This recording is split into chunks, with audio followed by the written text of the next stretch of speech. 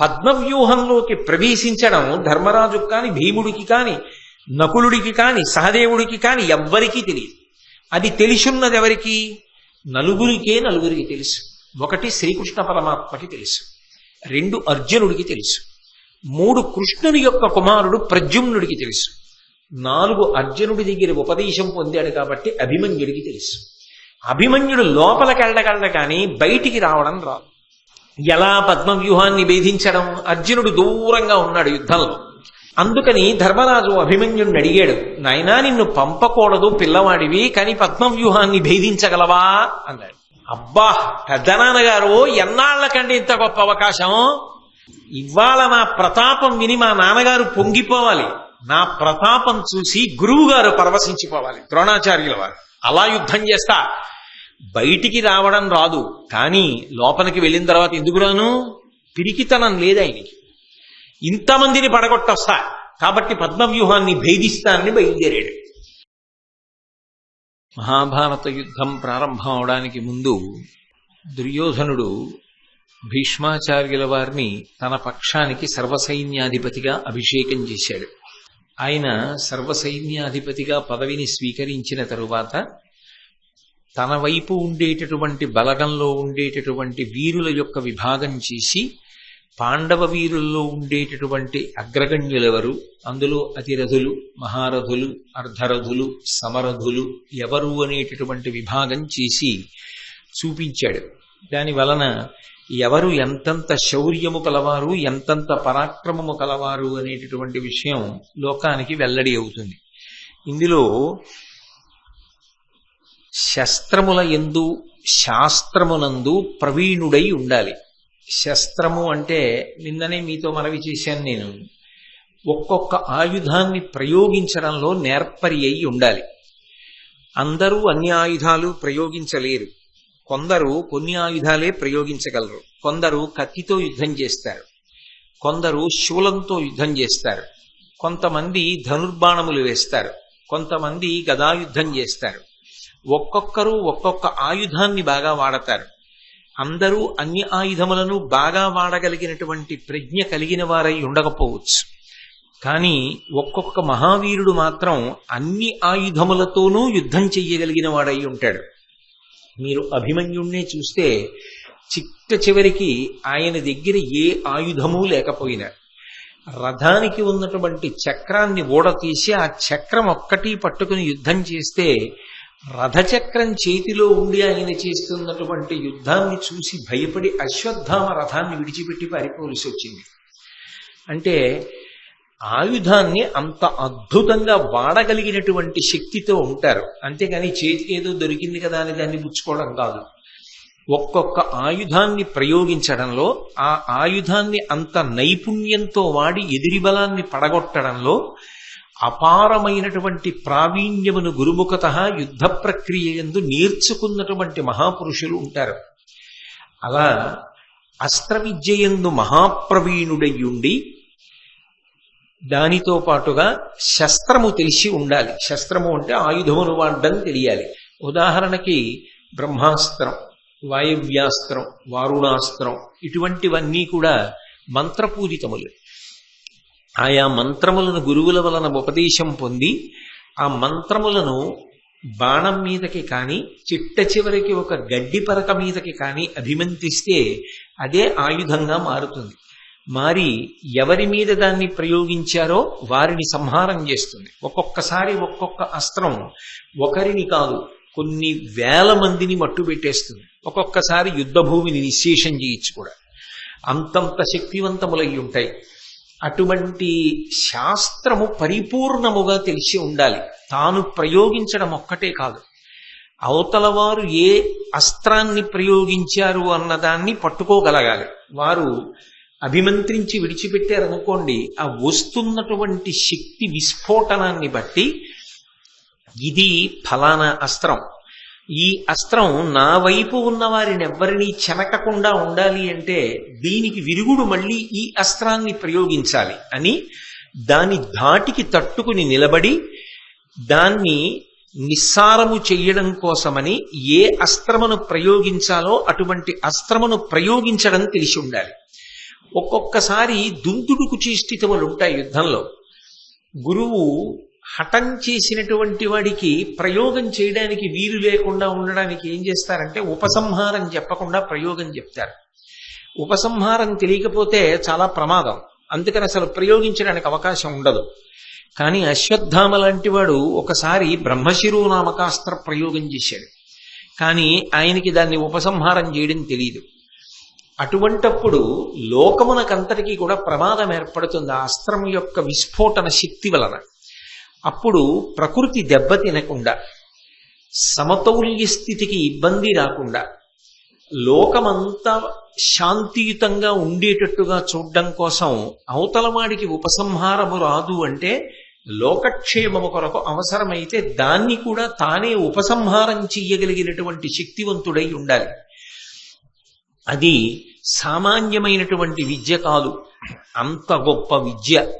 అటువంటి విద్యలు, ఆ యుద్ధ సంబంధమైనటువంటి వాటిని గురుముఖతః ఎవరు పరిపూర్ణముగా తెలుసుకుని ఉంటాడో అది ఒక వ్యక్తి యొక్క పరాక్రమాన్ని లెక్క పెట్టేటప్పుడు మొదటి ప్రమాణంగా తీసుకుంటారు. ఇందులో ఈయనకి ఎంతవరకు ప్రవేశం ఉన్నది ఈ రెండిటి యందు అన్నదాన్ని ఒక ప్రమాణంగా తీసుకుని అసంఖ్యాకులైనటువంటి ధనుర్ధరులతో యుద్ధం చెయ్యగలిగినటువంటి వాడైతే అతిరథుడు అని వర్గీకరిస్తారు.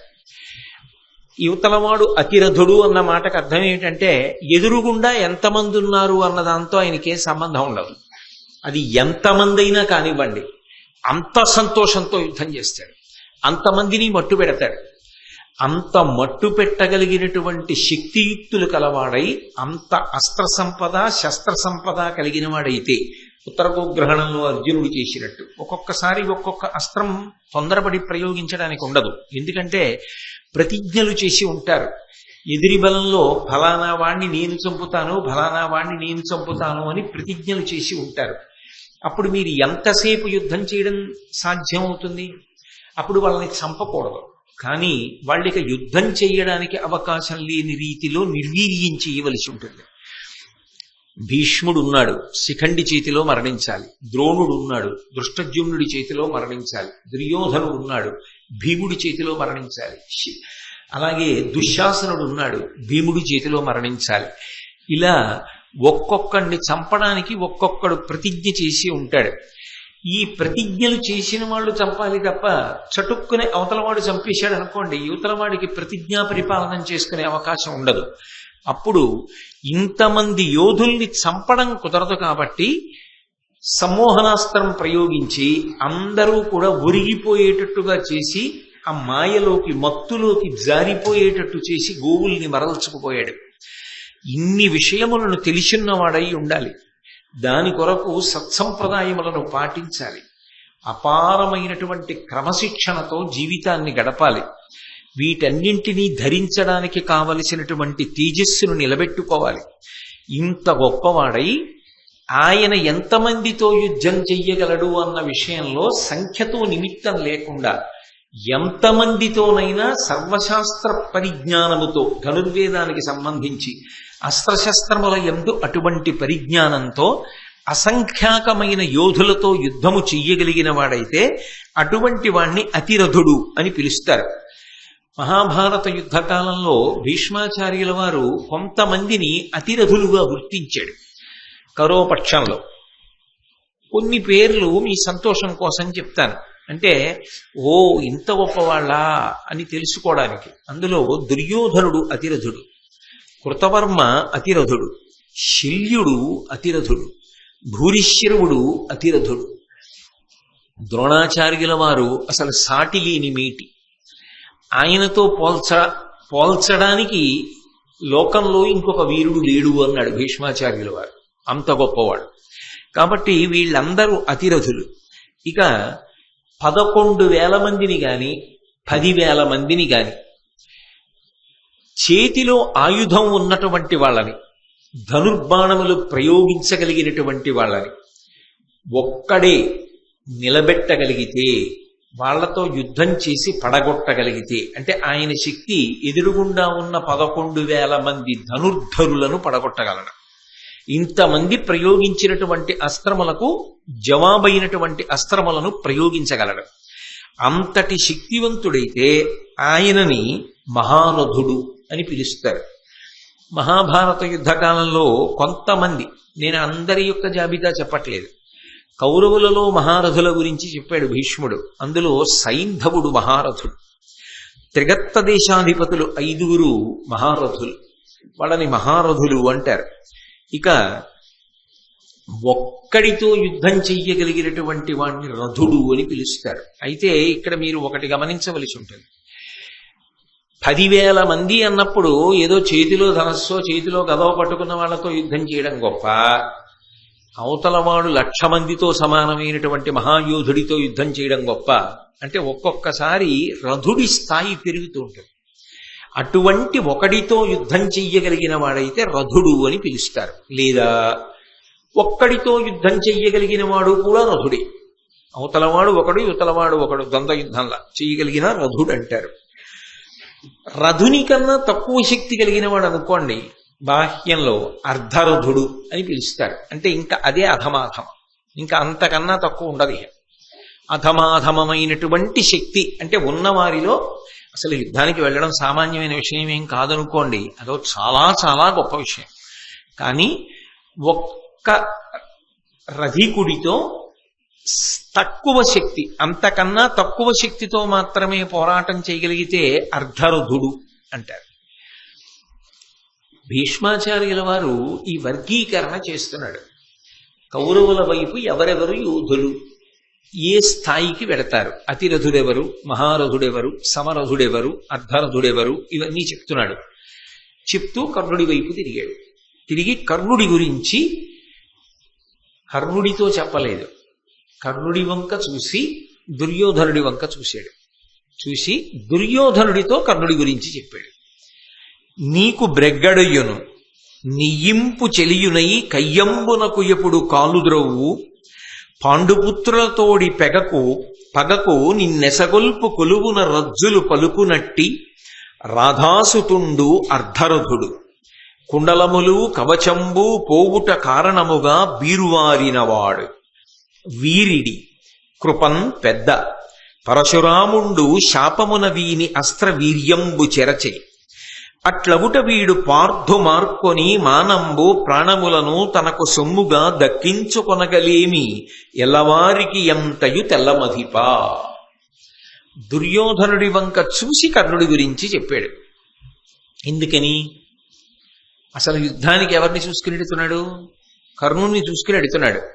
ఆ కర్ణుడి యొక్క పరాక్రమం ఏమిటో, ఆయన స్థాయి ఏమిటో చెప్తూ భీష్మాచార్యుల వారు కర్ణుడితో చెప్పకుండా దుర్యోధనుడితో చెప్పడం,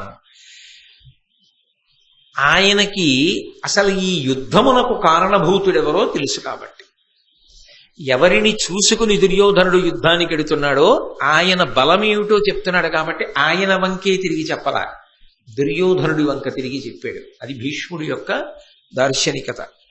అన్నాడు, నీకు బ్రెగ్గడుయును, నువ్వు మంత్రిలా భావిస్తావే, ఎప్పుడు ఏ ముఖ్యమైన విషయమైనా సంప్రదింపులు చేస్తూ ఉంటావే, అలా నువ్వు సంప్రదించేటటువంటి వాడు నీకు మంత్రాంగమును చెప్పేటటువంటి వాడు. నీకు మంత్రాంగమును చెప్తాడు కాబట్టి నీకు బ్రెగ్గడు అంటే మంత్రి అని. నీకు మంత్రి, మంత్రము అంటే ఆలోచన అని దాని అర్థం. అందుకే ఆలోచన లేకుండా చింతకాయని కొడితే పడుతుందా కింద? చింతకాయ అయినా ఎప్పుడు పడుతుంది? ఎలా కొడితే ఈ చింతకాయ పడుతుందని ఆలోచించి గురి చూసి కొడితే పడుతుంది. అందుకని మంత్రములకు చింతకాయ పడుతుందన్న మాటకు అర్థం ఏమిటంటే ఆలోచనకు చింతకాయ పడుతుంది అని దాని అర్థం. అంతేగాని దాన్ని ఇంకొక రకంగా అన్వయం చెయ్యమని కాదు. కాబట్టి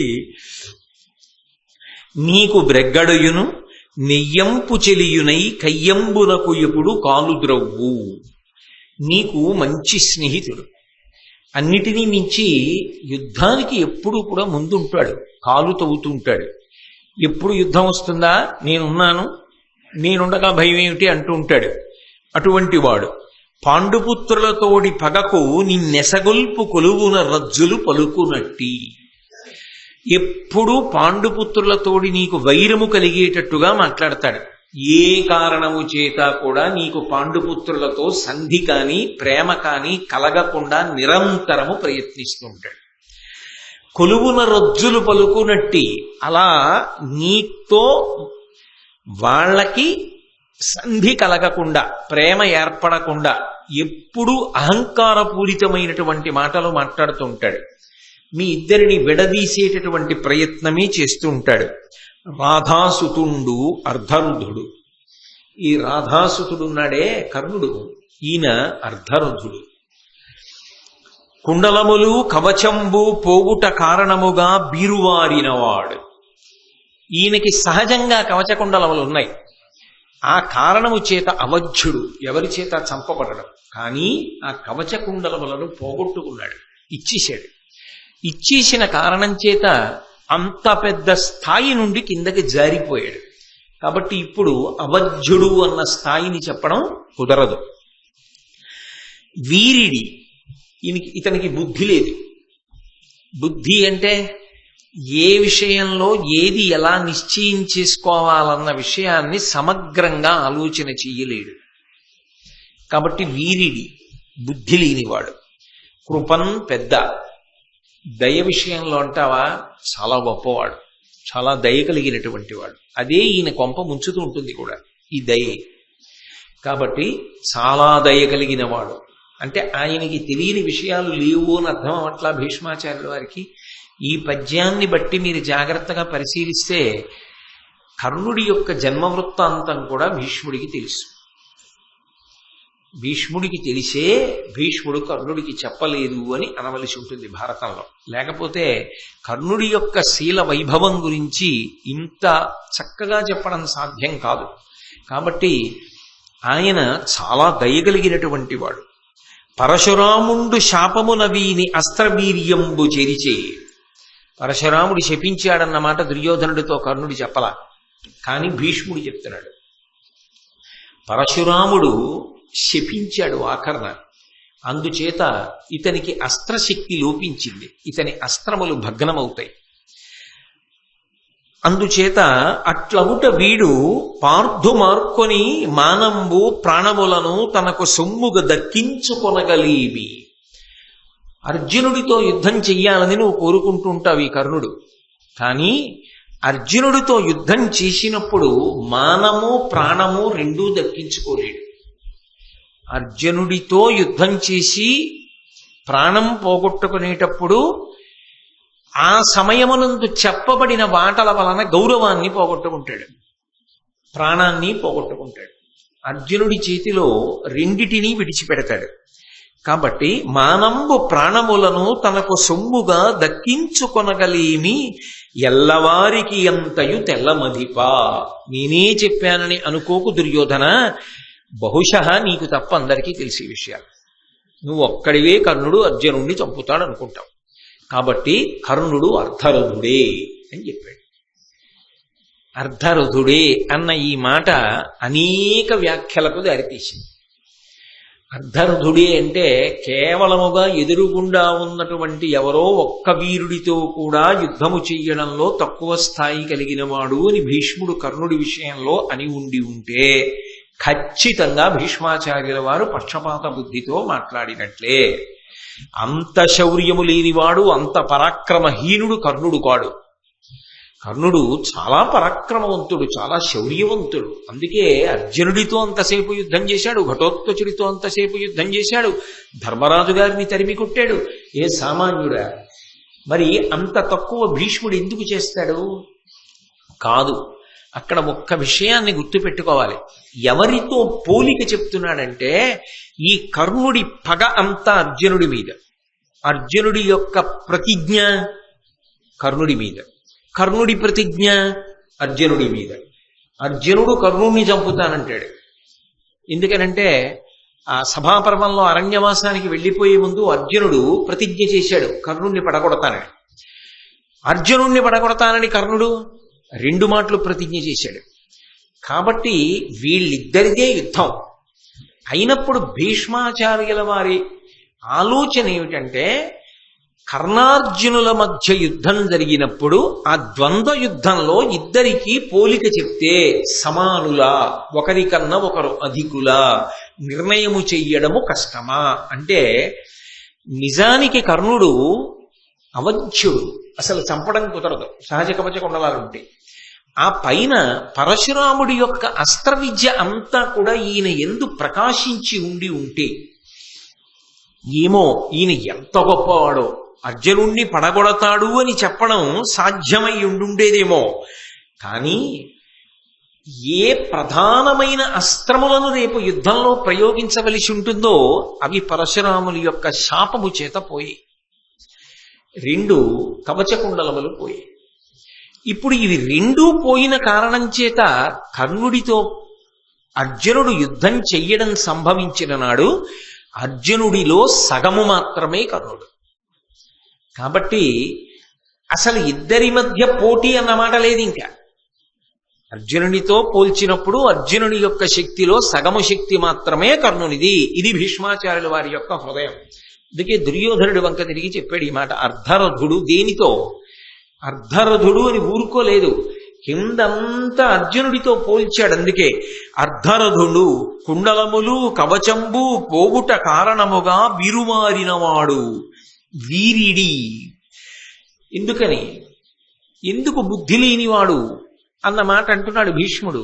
అంటే పెద్దవాడిగా ఆయన దృష్టిలో ఏమిటంటే, ఈయన తన శక్తిని తాను నిష్పక్షపాతంగా అంచనా వేసుకుంటే, ఇవన్నీ ఉండగా కవచకుండలములు ఉండగా కూడా అర్జునుడితో ఓడిపోయాడు. ఇప్పుడు చాలా పోగొట్టుకుని అర్జునుడి ముందుకు వెడుతున్నాడు. వెడుతున్నప్పుడు అర్జునుణ్ణి చంపడం అంత తేలిక కాదు అని దుర్యోధనుడితో అనుంటే ఇంత ప్రమాదం జరిగి ఉండేది కాదు. ఆ బుద్ధి ప్రదర్శించలేదు.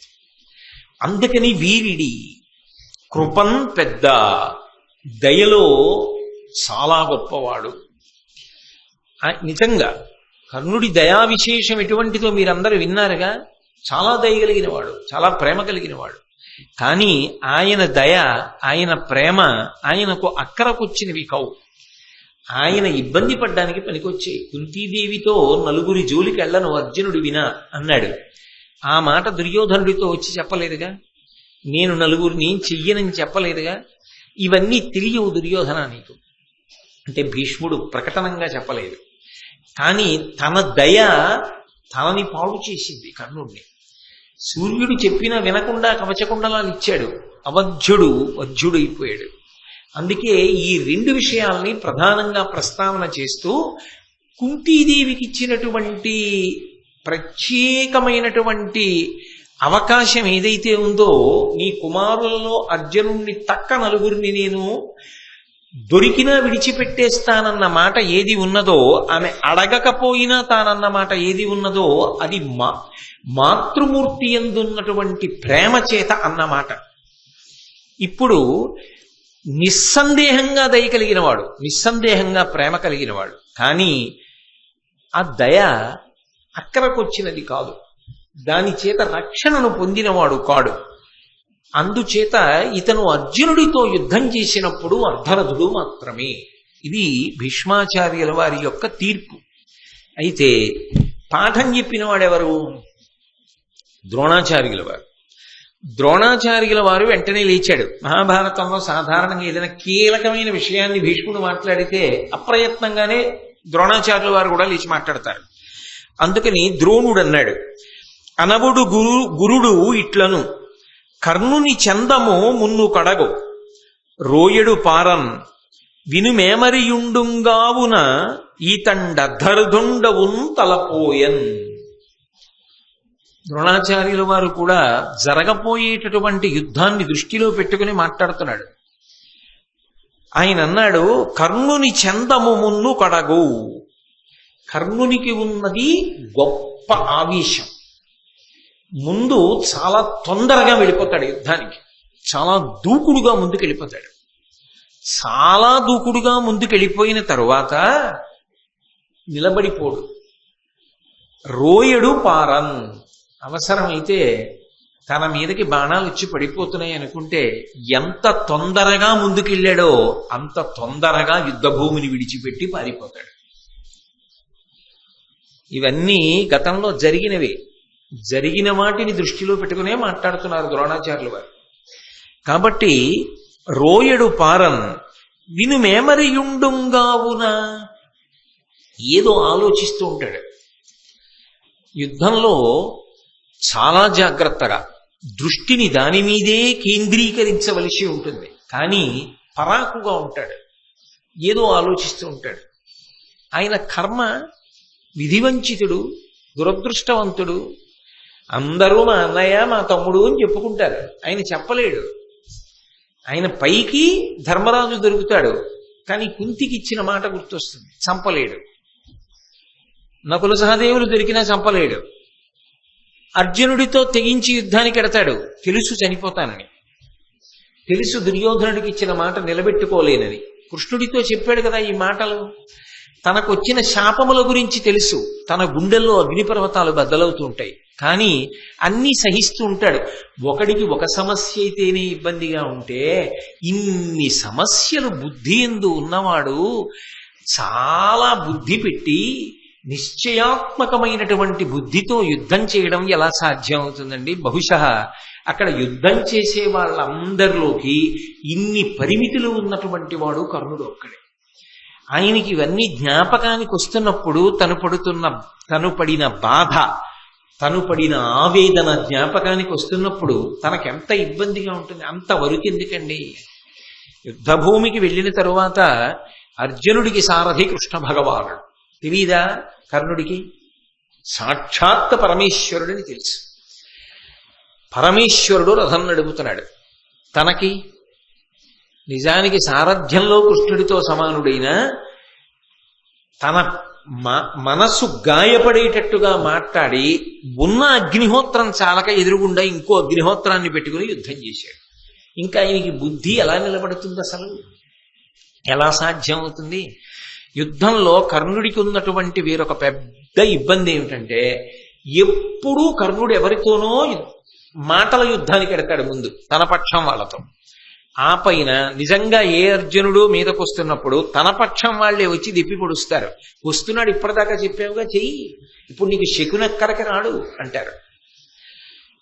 ఆయనకి ఎదుటి వాళ్ళు ప్రకటనమైన శత్రువులు, ఆయనకి తన వైపు వాళ్ళు అప్రకటిత శత్రువులు.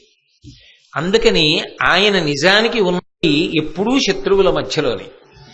అందుకే ఆయన ఆదరింపబడిన వాడు కాడు. భీష్ముడు నన్ను ఆదరించలేదని ఒక భావన.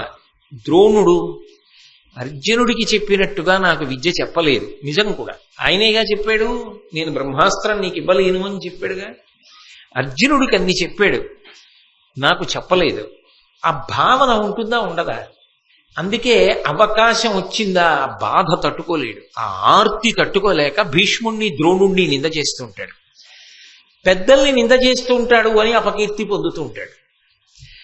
ఆయన ఎదగాలనుకున్నప్పుడు అడ్డొచ్చిన విశేషాల బాధ ఆయన కాకపోతే ఎవడ పడతాడు? బాధ ఆయనది మరి. అందుకే యుద్ధంలో దృష్టి కేంద్రీకరణం చెయ్యలేడు, పరాకుగా ఉంటాడు. కానీ ఇది గురువుగా ద్రోణాచార్యుల వారు అప్పుడు చెప్తున్నాడు, ఈయనకి పరాకు ఉంటుంది యుద్ధంలో. అందుకే అన్ని వేళలా నిలబడడు, ముందు వెడతాడు, తొందరగా పారిపోతాడు. యుద్ధంలో పరాకుగా ఉంటాడు.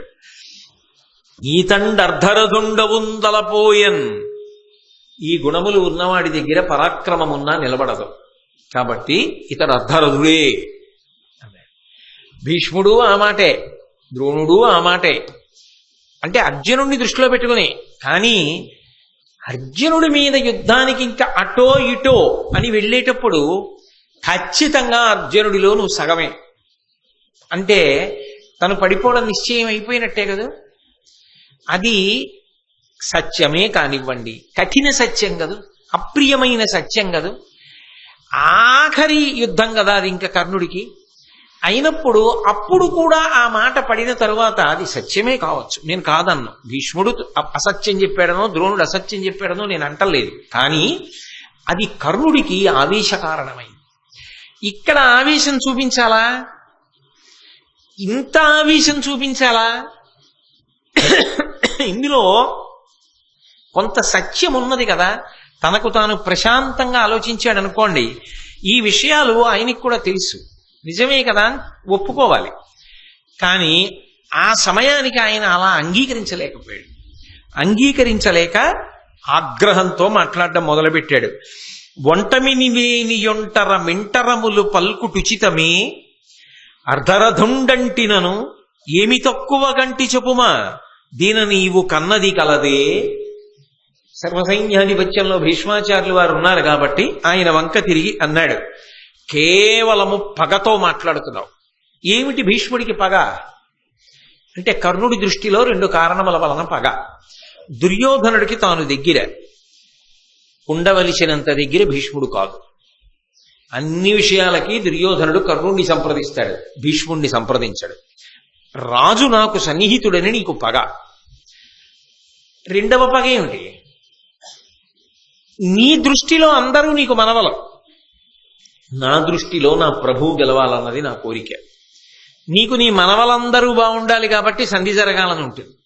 నాకు సంబంధించినంత వరకు నా ప్రభువు బాగుండాలి కాబట్టి యుద్ధం జరగాలని ఉంటుంది. నేను గెలిచాను, అందుకే యుద్ధం జరుగుతోంది. నేను గెలిచాను, అందుకే నా ప్రభువుకి దగ్గరగానే ఉండి ఇప్పటికీ కూడా నా మీదే ఆధారపడేటట్టు, నన్ను నమ్మేటట్టుగా నేను నా నమ్మకాన్ని నిలబెట్టుకున్నాను.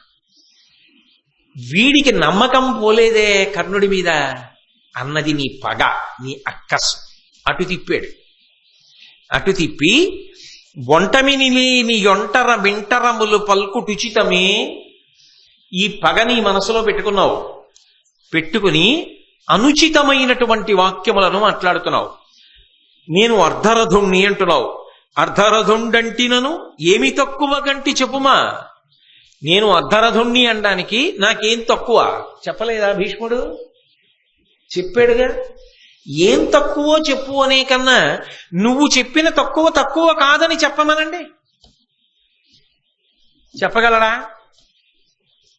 ఆయన చెప్పలేడు. అంటే ప్రసంగము ఆవేశపూరితం కాబట్టి ఏమి తక్కువ గంటి చెప్పుమా, దీన నీవు కన్నది కలదే. దీని వలన నీకు ఏ ప్రయోజనం వస్తుంది? ఇప్పుడు యుద్ధానికి బయలుదేరే ముందు కర్ణుడు అర్ధరథుడు అన్నావు. దీని వలన ఏమైనా ప్రయోజనం జరుగుతుందా? కొత్తగా యుద్ధానికి ప్రయోజనం ఉంటుందా? ఏముండదు. కానీ నీకు మనసులో మాత్రం ఒక అజ్ఞాతమైనటువంటి కోరిక ఉంది. ఏమిటంటే, అమ్మా అలాగా అని దుర్యోధనుడు ఏమైనా మారిపోయి అర్ధరాజ్యం ఇచ్చేస్తాడేమో పాండవులకి. అంతకన్నా ఇంకేమైనా ఉందా? అంటే భీష్ముని యొక్క ప్రసంగమునకు కొన్ని అపోహలను అద్దే ప్రయత్నం చేస్తున్నాడు ఆయన. చేసి నొవబలుకుదు సభలోన జివ్వకొల్లకేను కురుపతి చూచి సహించిపోదు. సురనదీపుత్ర విను నాకు చూడ అర్ధరథుడవగుదీవు లావు బీరంబునరయ. ఎంత పెద్ద మాట అనేశాడంటే, ఆవేశం మనిషి చేత ఎంత మాట అయినా అనిపిస్తుంది కదూ. నొవ్వబలుకుదు సభలోన, ఇంత పెద్ద సభలో నా మనసు బాధపడేటట్లుగా మాట్లాడావు. అంతేకాదు, జివ్వకొల్లకేను గురుపతి చూచి సహించిపోదు. నిజానికి ఈ తారతమ్యం చెప్పి సర్వసైన్యాధ్యక్షంలో ఉన్నవే, నిన్నిక్కడే ముక్కల కింద కొట్టేద్దను, నిన్నిక్కడే ఓడించేద్దను. కానీ ఎప్పటికప్పుడు ఎందుకు ఊరుకుంటుంటానో తెలుసా? నీ ఇష్టం వచ్చినట్లు నువ్వు మాట్లాడుతున్నా ప్రభువు బాధపడతాడు. యుద్ధానికి వెళ్లే ముందు భీష్ముణ్ణి నేనేమైనా చేసేస్తే ఇప్పుడే సర్వసైన్యాధిపతిని చెయ్యగానే నా పక్షంలో వాడే పడగొట్టేశాడు అని బాధపడతాడని వదిలేస్తున్నా. అంత తేలికంటే భీష్ముడిని పడగొట్టనా కర్ణుడికి? అంటే ఆవేశం ఉచితానుచితములు మరిచిపోయేటట్టుగా చేస్తుంది. కాబట్టి సురనదీపుత్ర, ఓ గాంగేయుడా, విను నాకు చూడ అర్ధరథుడవగుదీయు. అసలు నిజంగా చెప్పాలంటే నేను చెప్తున్నా, ఎవరి శక్తి ఉంటూ తెలియక ప్రభువు నీకు సర్వసైన్యాధ్యక్షం కట్టబెట్టాడేమో, కానీ నువ్వే అర్ధరథుడివి. లావు బీరంబునరయ, నీ శక్తిని దృష్టిలో పెట్టుకున్నా, నీ పరాక్రమం దృష్టిలో పెట్టుకున్నా నువ్వు అర్ధరథుడవే, నువ్వు అతిరథుడవు కావు. ఎవరు? ఏ భీష్ముడు, ఆయన చరిత్ర ఏమిటి, ఆయన చేసిన యుద్ధం ఏమిటి, ఆయన ముందు ఎవరు నిలబడ్డారు? ఆయనకి విద్య నేర్పినటువంటి పరశురాముడు నిలబడలేకపోయాడు ఆయన ముందు. ఆ పరశురాముడి చేత శాపోపహతుడై అస్త్రములను పోగొట్టుకున్నాడు.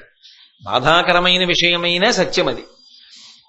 అంబని తీసుకొచ్చినప్పుడు అందరు రాజులను ఓడించినవాడు భీష్ముడు. పైగా స్వచ్ఛంద మరణము వరమున్నవాడు భీష్ముడు. ఇంత బలవంతుడు.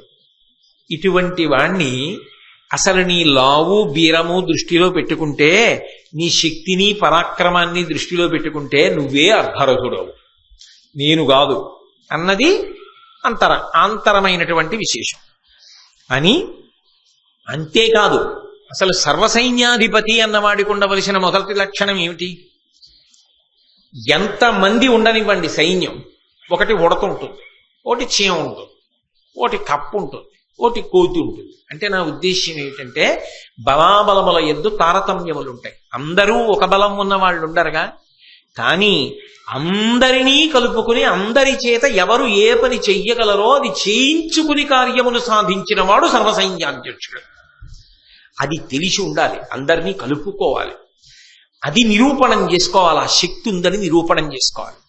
నువ్వేం చేశావు? కర్జము తప్పే నీ ఎదుర కష్టపు మాటలకేలయోర్తురు, ఈ దుర్జనుడైన శాంతనవు దొర్బలమీటిది, ఈతడొక్కడున్ వర్జితుడైననేమి, నృపవర్గము కుందుట యొట్టబాయునే, అర్జున పక్షపాతి ఇతడాలము మేకుని చెయ్యడుంజుమి.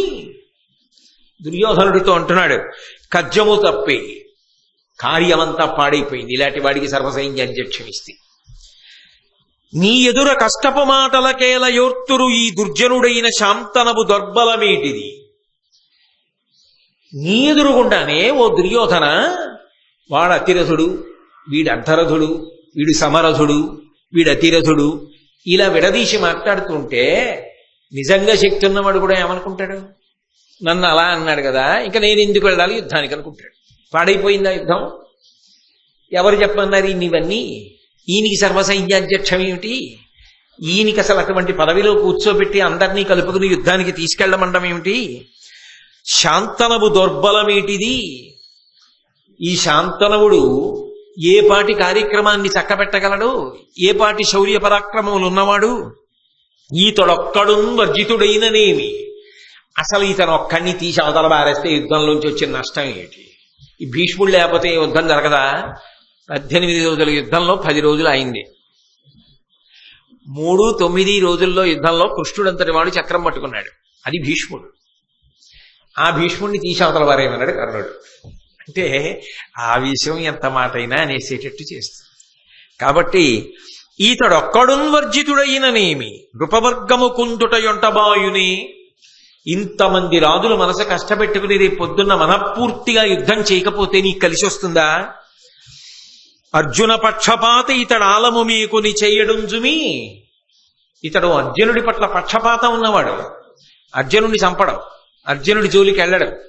ఇతడు పక్షపాతంతో చేసేటటువంటి యుద్ధము వలన నీకు జయము లభించడు దుర్యోధన. ఇటువంటి వాడిని ఎందుకు పెడతావు సర్వసైన్యాధ్యక్షంలో? అక్కడ పోతే వచ్చే నష్టం లేదు, తీసవతల బారై. చాలా కాలంబు పోవక చతురులైన వృద్ధ జనముల బుద్ధులు విండ్రుగాక, ముదియ మతిదప్పి నోరికి నొదవినట్లు పలుకు వెడగుల మాటలు పడియగుని. లోకంలో వృద్ధులు ఉంటారు, వయసు బాగా పెద్దదైన వాళ్ళు. వాళ్ళు పూజనీయులు, గౌరవనీయులు. ఎందుచేత అంటే వాళ్ళది అనుభవం.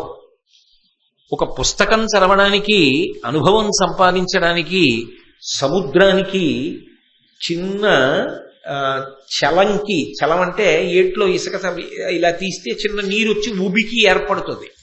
దీనికి ఉన్నంత తేడా ఉంటుంది. అనుభవము అనుభవమే. అనుభవముతో తుల్యము పుస్తక జ్ఞానము కాదు. ఒక విషయాన్ని అనుభవ పురస్సరంగా నిర్వహించడం అనేటటువంటిది ఎప్పుడూ జీవితంలో గొప్ప విషయం. అందుకే అనుభవమునకు గౌరవము, అనుభవమునకు పెద్దపీట వెయ్యడం ప్రాజ్ఞుల యొక్క లక్షణం. అనుభవము వయస్సుతో పాటు వస్తుంది తప్ప జ్ఞానం వస్తుందేమో, 10 పుస్తకాలు చదివితే పుస్తక జ్ఞానం వస్తుందేమో, అనుభవం మాత్రం వయస్సుతో రావాలి. దక్కాముక్కీలు తింటే రావాలి. కష్టసుఖములు ఒడుదుడుకులు చూసి ఓరిస్తే వచ్చేటటువంటిది. దాన్ని పక్కన పెట్టడానికి చులకన చేయడానికి వీల్లేదు. కాబట్టి పెద్దరికము ఎప్పుడూ గౌరవనీయమే. వయసులో పెద్దవాడైతే ఏమిటండి అన్న మాట అనడానికి వీల్లేదు. ఆయనకున్న అనుభవముల యందు వాటి ముందు నీ జ్ఞానము సరిపోదు. ఆయన పండినవాడు జీవితంలో, ఆయన మార్గదర్శనం చెయ్యడానికి అర్హులు. కాబట్టి వయస్సులో పెద్దవారికి గౌరవము ఇచ్చి తీరవలసినదే. అయితే కర్ణుడంటాడు, చాలా కాలంబు పోవక చతురులైన వృద్ధజనముల బుద్ధులు విండ్రుగాక. చాలా ముసలివాళ్ళు అయిపోయినా కొంతమంది మంచి సద్బుద్ధితో ఉంటారు. వాళ్ళ అనుభవంతో ఎప్పుడూ ఇతరులకు మంచి మాటలు చెప్తూ ఉంటారు. అలా సద్బుద్ధితో మంచి మాటలు చెప్పేవాళ్ళు ఉంటారే, వాళ్ళు ఎంత వృద్ధులైన వారైనా వారిని సేవించి వారి దగ్గరికి వెళ్ళి వారి యొక్క అభిప్రాయాన్ని తెలుసుకుని దానికి అనుగుణంగా మనిషి ప్రవర్తించాలి. కానీ ముదియ మతిదప్పినోరికి నొదవినట్లు పలుకు వెడగుల మాటలు పాడియగునే.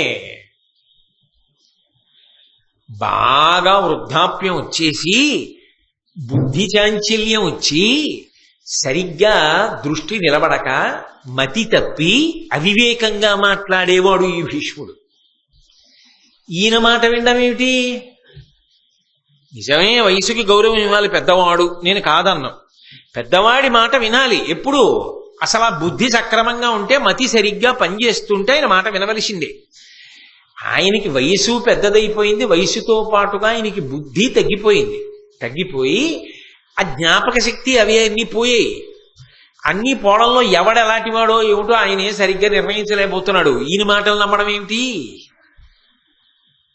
కానీ నేను ఒక్క మాట చెప్తాను, మీరు జ్ఞాపకం పెట్టుకోండి. యథార్థమునకు బాగా వయసు పెద్దదైన లబ్ధప్రతిష్ఠులైనటువంటి వారు చేసినటువంటి పొరపాట్లు కూడా ప్రజల కంట తడిపెట్టిస్తాయి తప్ప ఎప్పుడూ కూడా తప్పుని ఎత్తి చూపించనివ్వవు. ఎందుకని అంటే యువతల వాడు సహృదయంతో దాన్ని అర్థం చేసుకుంటాడు. నేను మీకు ఒక ఉదాహరణ చెప్తాను, అన్నాను కాబట్టి. మహానుభావురాలు ఎంఎస్ సుబ్బలక్ష్మి గారు పెద్దవారు అయిపోయిన తర్వాత ఆవిడ ఒకసారి ఉత్తర భారతదేశంలో బిర్లా గారి ఇంట్లో కచేరీ చేస్తున్నారు. కచేరీ చేస్తూ ఆవిడ మీరా భజన్ పాడుతున్నారు. మీరా భజన్ పాడుతూ ఆవిడ చరణం మరిచిపోయారు. ఆవిడ చరణం అందుకోలేకపోతున్నారని పక్క వాయిద్యాల వాళ్ళు గమనించారు. మళ్ళీ వాయించారు ఆవిడ అందుకోవడానికి, సమయం ఇవ్వడానికి. ఆవిడ మనసులోనే ఒక్కసారి ఆ స్వరాలు వేసి చూసుకున్నారు, జ్ఞాపకం వస్తుందేమో అని. మళ్ళీ పల్లవి పాడారు, అయినా ఆవిడికి జ్ఞాపకం రాలేదు.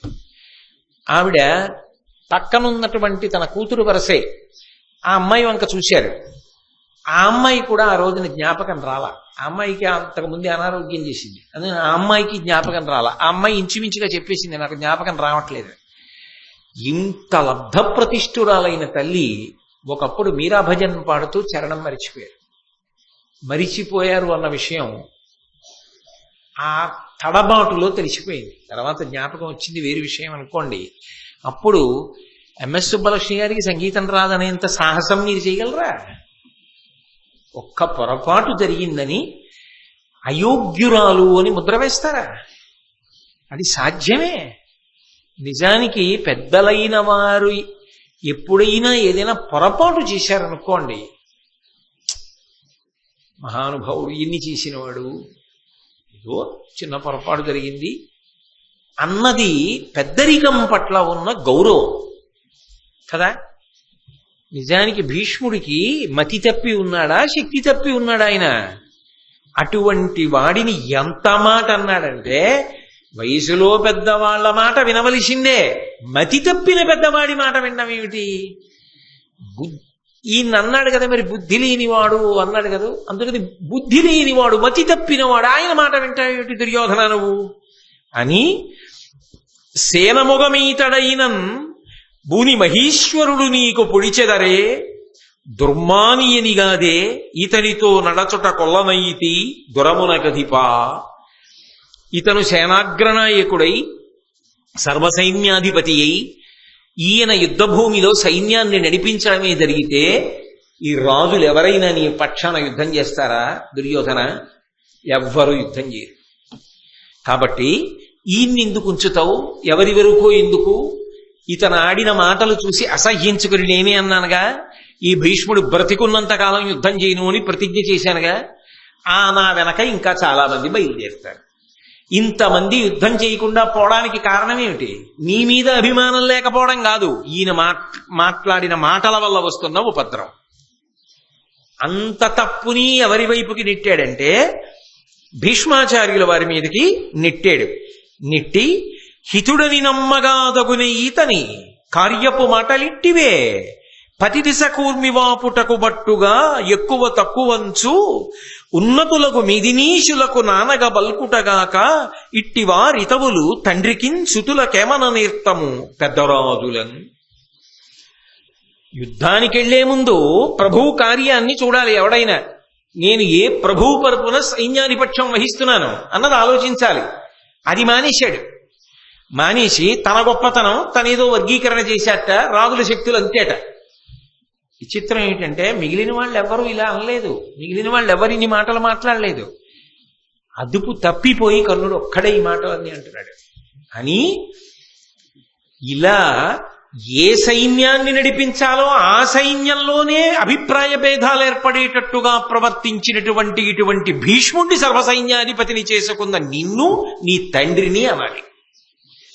ధృతరాష్ట్ర మహారాజుకి దుర్యోధన నీకు ఇంతకన్నా గొప్ప మొనగాడు దొరకలేదే సర్వసైన్యాధ్యక్ష పదవికి. ఈయనకి తీసుకెళ్లి సర్వసైన్యాధ్యక్షం కట్టబెట్టావు. ఎంత గొప్పగా మాట్లాడాడో చూసావుగా. ఇక ఎక్కడి నుంచి వస్తుంది గెలుపు రమ్మంటే ఇలాంటి వాడు సర్వసైన్యాధ్యక్షంలో ఉంటే అన్నాడు. భీష్ముడు వెంటనే కర్ణుడి వంక తిరిగి అన్నాడు, నా పౌరుషం ఏమిటో నా ప్రతాపం ఏమిటో నీ గురువు పరశురాముణ్ణి వెళ్ళడుగు, ఆయన చెప్తాడన్నాడు. చాలదా ఒక్క మాట? గురువు గారు కదా నీకు విద్య నేర్పాడు. ఎవరి ఇచ్చిన చదువుని చూసుకుని మిడిసిపడుతున్నావో నీ గురువు నాకు కూడా గురువు. కానీ ఆ గురువు నన్ను ఒకనాడు యుద్ధంలో ఓడించలేకపోయాడు, నా చేత ఓడిపోయినవాడు. అంటే నేను అది తక్కువ చేసి అంటలేదు.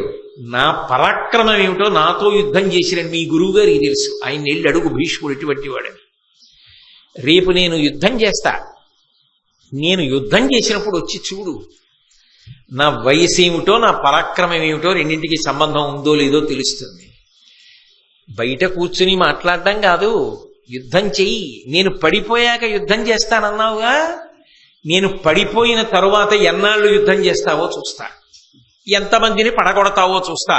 ఎంతమంది నీ కళ్ళ ముందు పడిపోతుంటే నువ్వు రక్షించలేకపోయావో చూస్తా.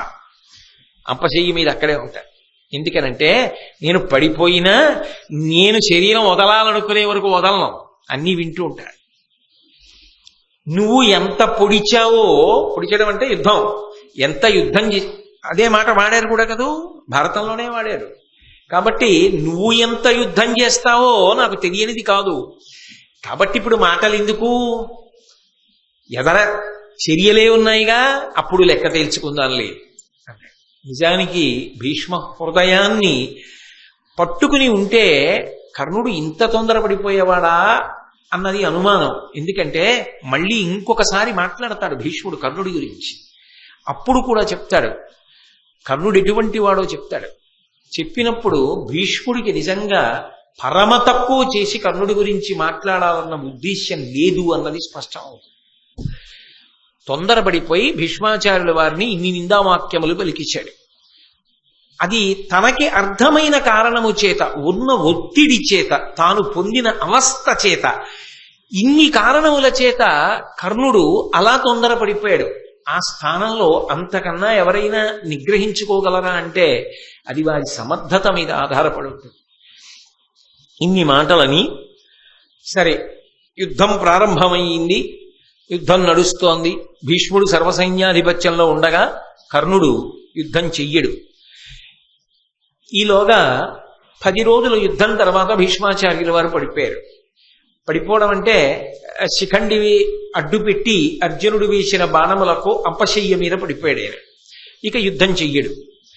ద్రోణాచార్యుల వారికి సర్వసైన్యాధిపత్యం ఇచ్చారు. ద్రోణాచార్యుల వారికి సర్వసైన్యాధిపత్యం ఇచ్చిన తర్వాత 3వ రోజు యుద్ధం జరుగుతోంది. ఆ 3వ రోజు యుద్ధం జరుగుతున్నప్పుడు ఒక విశేషం జరిగింది. అభిమన్యుడితో యుద్ధం చేయాల్సి వచ్చింది.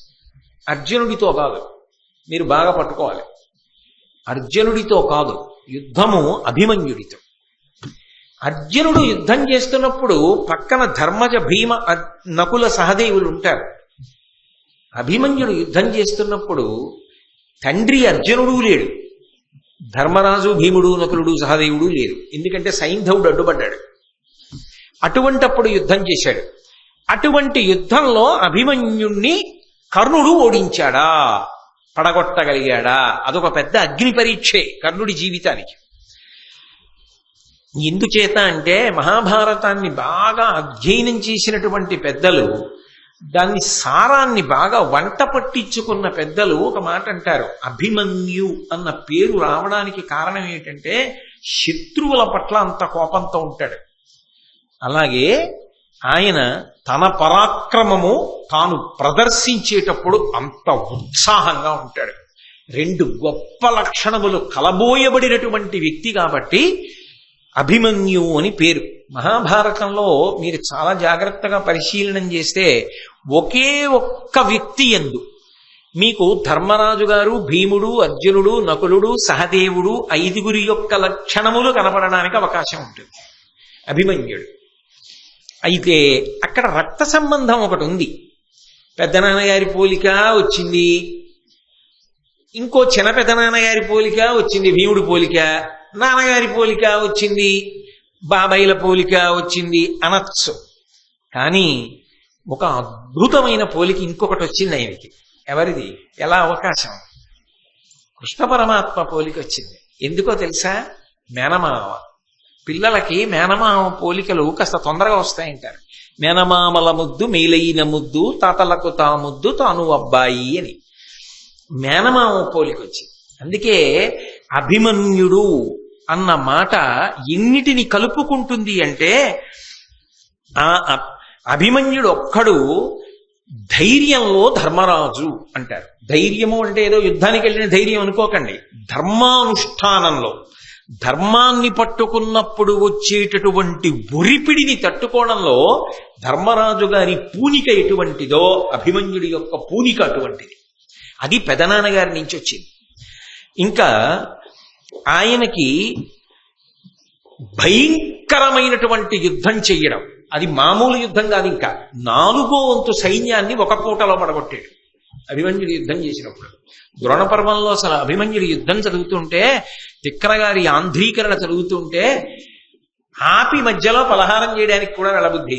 అంత గొప్ప ఆంధ్రీకరణ చేశాడు మహానుభావుడు తిక్కరగారు. అంత గొప్ప యుద్ధం చేశాడు. ఒక పూటలో 4వ వంతు సైన్యాన్ని పడగొట్టాడు. అందుకే భీమసేనుడు యుద్ధం ఎలా ఉంటుందో అంత భయంకర యుద్ధం చేస్తాడు.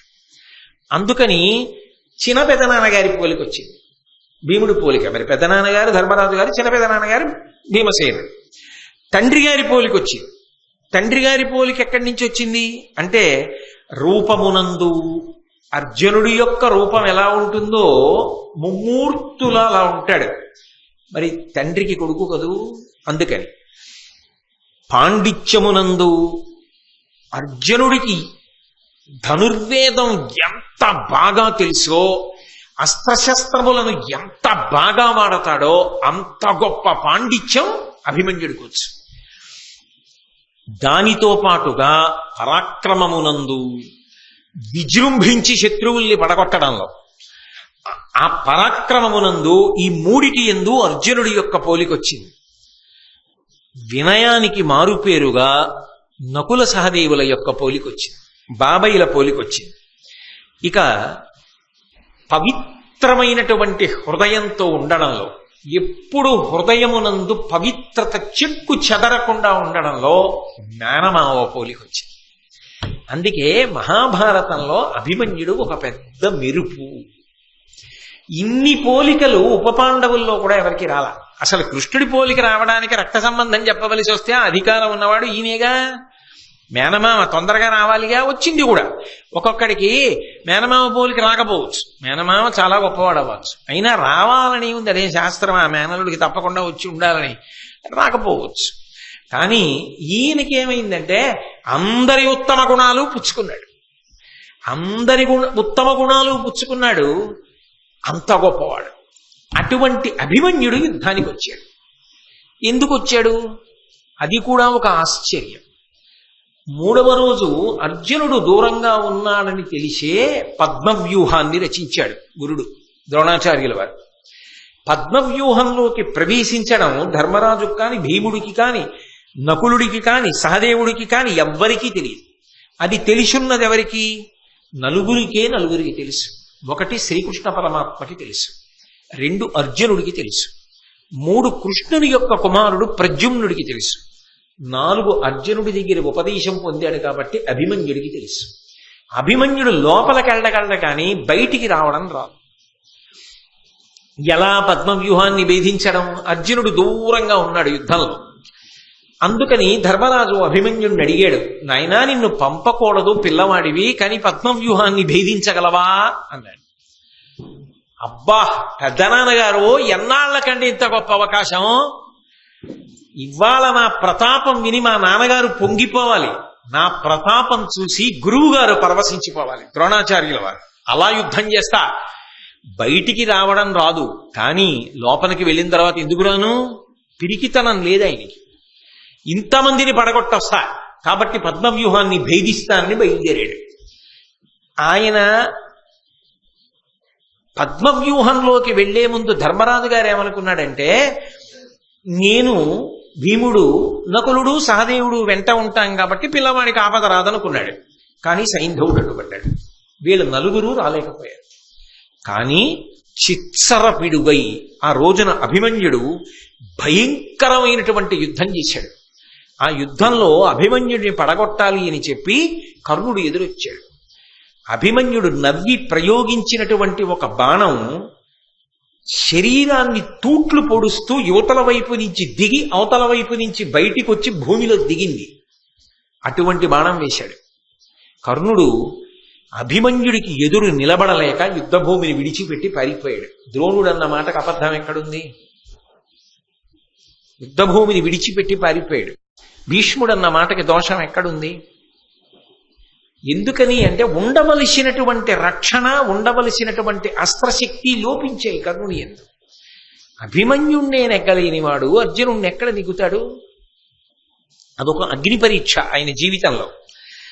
పక్కకి వెళ్ళిపోయాడు. కానీ చెలరేగిపోయాడు అభిమన్యుడు ఆ రోజున. శల్యుడు ఆయన ధాటికి తట్టుకోలేక మూర్ఛపోయాడు. అసలు సైన్యం కాకావికలై యుద్ధభూమిని విడిచిపెట్టి 4 దిక్కులా పారిపోయింది. అటువంటి సమయంలో అడ్డొచ్చినటువంటి శల్యుడి తమ్ముణ్ణి చంపేశాడు. కర్ణుడి తమ్ముణ్ణి కర్ణుడి ఎదురుగుండా చంపేశాడు. ఇప్పుడు తనని రక్షించుకోవడం, తన వారిని రక్షించుకోవడం, తన తమ్ముణ్ణి అర్జునుడి కొడుకు చేతిలోంచి రక్షించుకోలేకపోయాడు.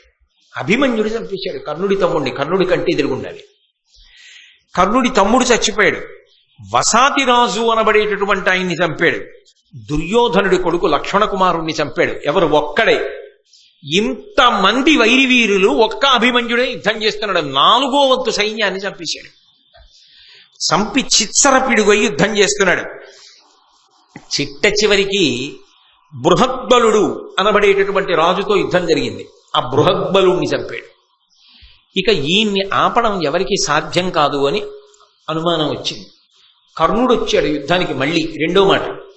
మళ్ళీ ఓడిపోయాడు అభిమన్యుడి చేతిలో. ఇక లాభం లేదని దుర్యోధనుడి దగ్గరికి వెళ్ళి మాట్లాడి గురువుగారు ద్రోణాచార్యుల వారి దగ్గరికి వెళ్ళి కర్ణుడు సంప్రదించాడు. కావాలనే దుర్యోధనుడు విని బాధపడాలి, అవతల కర్ణుడు బాధపడాలి. ఆ శౌర్యమునందున్న పక్షపాతం, 2 పాండవ పక్షపాతం, అర్జునుడి మీద పక్షపాతం. ద్రోణాచార్యులు వారు అన్నారు, అబ్బా ఈ అభిమన్యుడి యుద్ధం చూస్తుంటే నాకు అర్జునుడి యుద్ధం కన్నా పెద్ద భేదమేం కనపట్టలేదన్నాడు. చాలదా? అంటే ఒరే వాళ్ళ అబ్బాయి యుద్ధం చేస్తే ఇలా ఉంది, ఇక వాళ్ళ నాన్న వస్తే ఇప్పుడే తట్టుకోలేక మీ అందరూ నా వెనక్కి వచ్చి ఎలా ఎలా అంటుంటే రేపు అర్జునుడు వస్తే ఏం చేద్దామని ప్రతిజ్ఞలు చేశావు. భీష్ముడు అర్ధరథుడు అంటే అంత కోపం వచ్చిందిగా, నేనంటే కోపం వచ్చిందిగా. మరి ఇప్పుడు ఆ అభిమన్యుడు మీ తమ్ముడిని చంపేస్తే చూస్తూ ఊరుకున్నావు, 2 మాటలు పారిపోయావు. ఇప్పుడు నా చాటుకొచ్చి అడుగుతున్నావు, ఏం చెయ్యాలని అడుగుతున్నావు. నేను ఒక్క మాట చెప్పనా, అభిమన్యుడు చేతిలో ఆయుధం పట్టుకుని యుద్ధం చేసినంతసేపు ఆయనతో యుద్ధం చేసి చంపగలిగిన వాడు లోకంలో లేడు. ఎందుకో తెలుసా, అర్జునుడికొక్కడికే ఒక విద్య తెలుసు, దాని పేరు కవచధారణము. ఆ విద్య అర్జునుడు బహుశః ఇదిగో ఈ పిల్లవాడికి ఉపదేశం చేశాడు, వీడికి తెలుసు. అది అస్త్ర విద్య తెలిసి ఉండడం అంటే. అవతలవాడు దేని చేత పోరాడుతున్నాడు. ఈ కవచధారణమన్న విద్య ఎవరి యందు ఉన్నదో వాణ్ణి పడగొట్టడం సాధ్యం కాదు. అతను ఆయుధము చేతిలో ఉన్నంతసేపు అవధ్యుడు, పడగొట్టలేడు. ఇతన్ని చంపాలంటే వంచన ఒక్కటే మార్గం, వంచన చేసి చంపాలి. వంచన చేద్దామా అని అడిగాడు.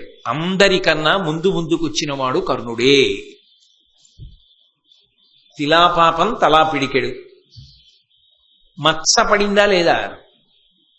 ఒక పిల్లవాణ్ణి చంపడానికి ముందుకొచ్చారు. అందుకే అభిమన్యుడు యుద్ధం చేస్తున్నప్పుడు ఎదురుగుండా నిలబడి యుద్ధం చెయ్యడం చాలా కష్టమైపోతోందన్న భావన పొందిన వాడిలా జంకినట్లు నటించి కర్ణుడు వెనక్కి వెళ్ళిపోయాడు.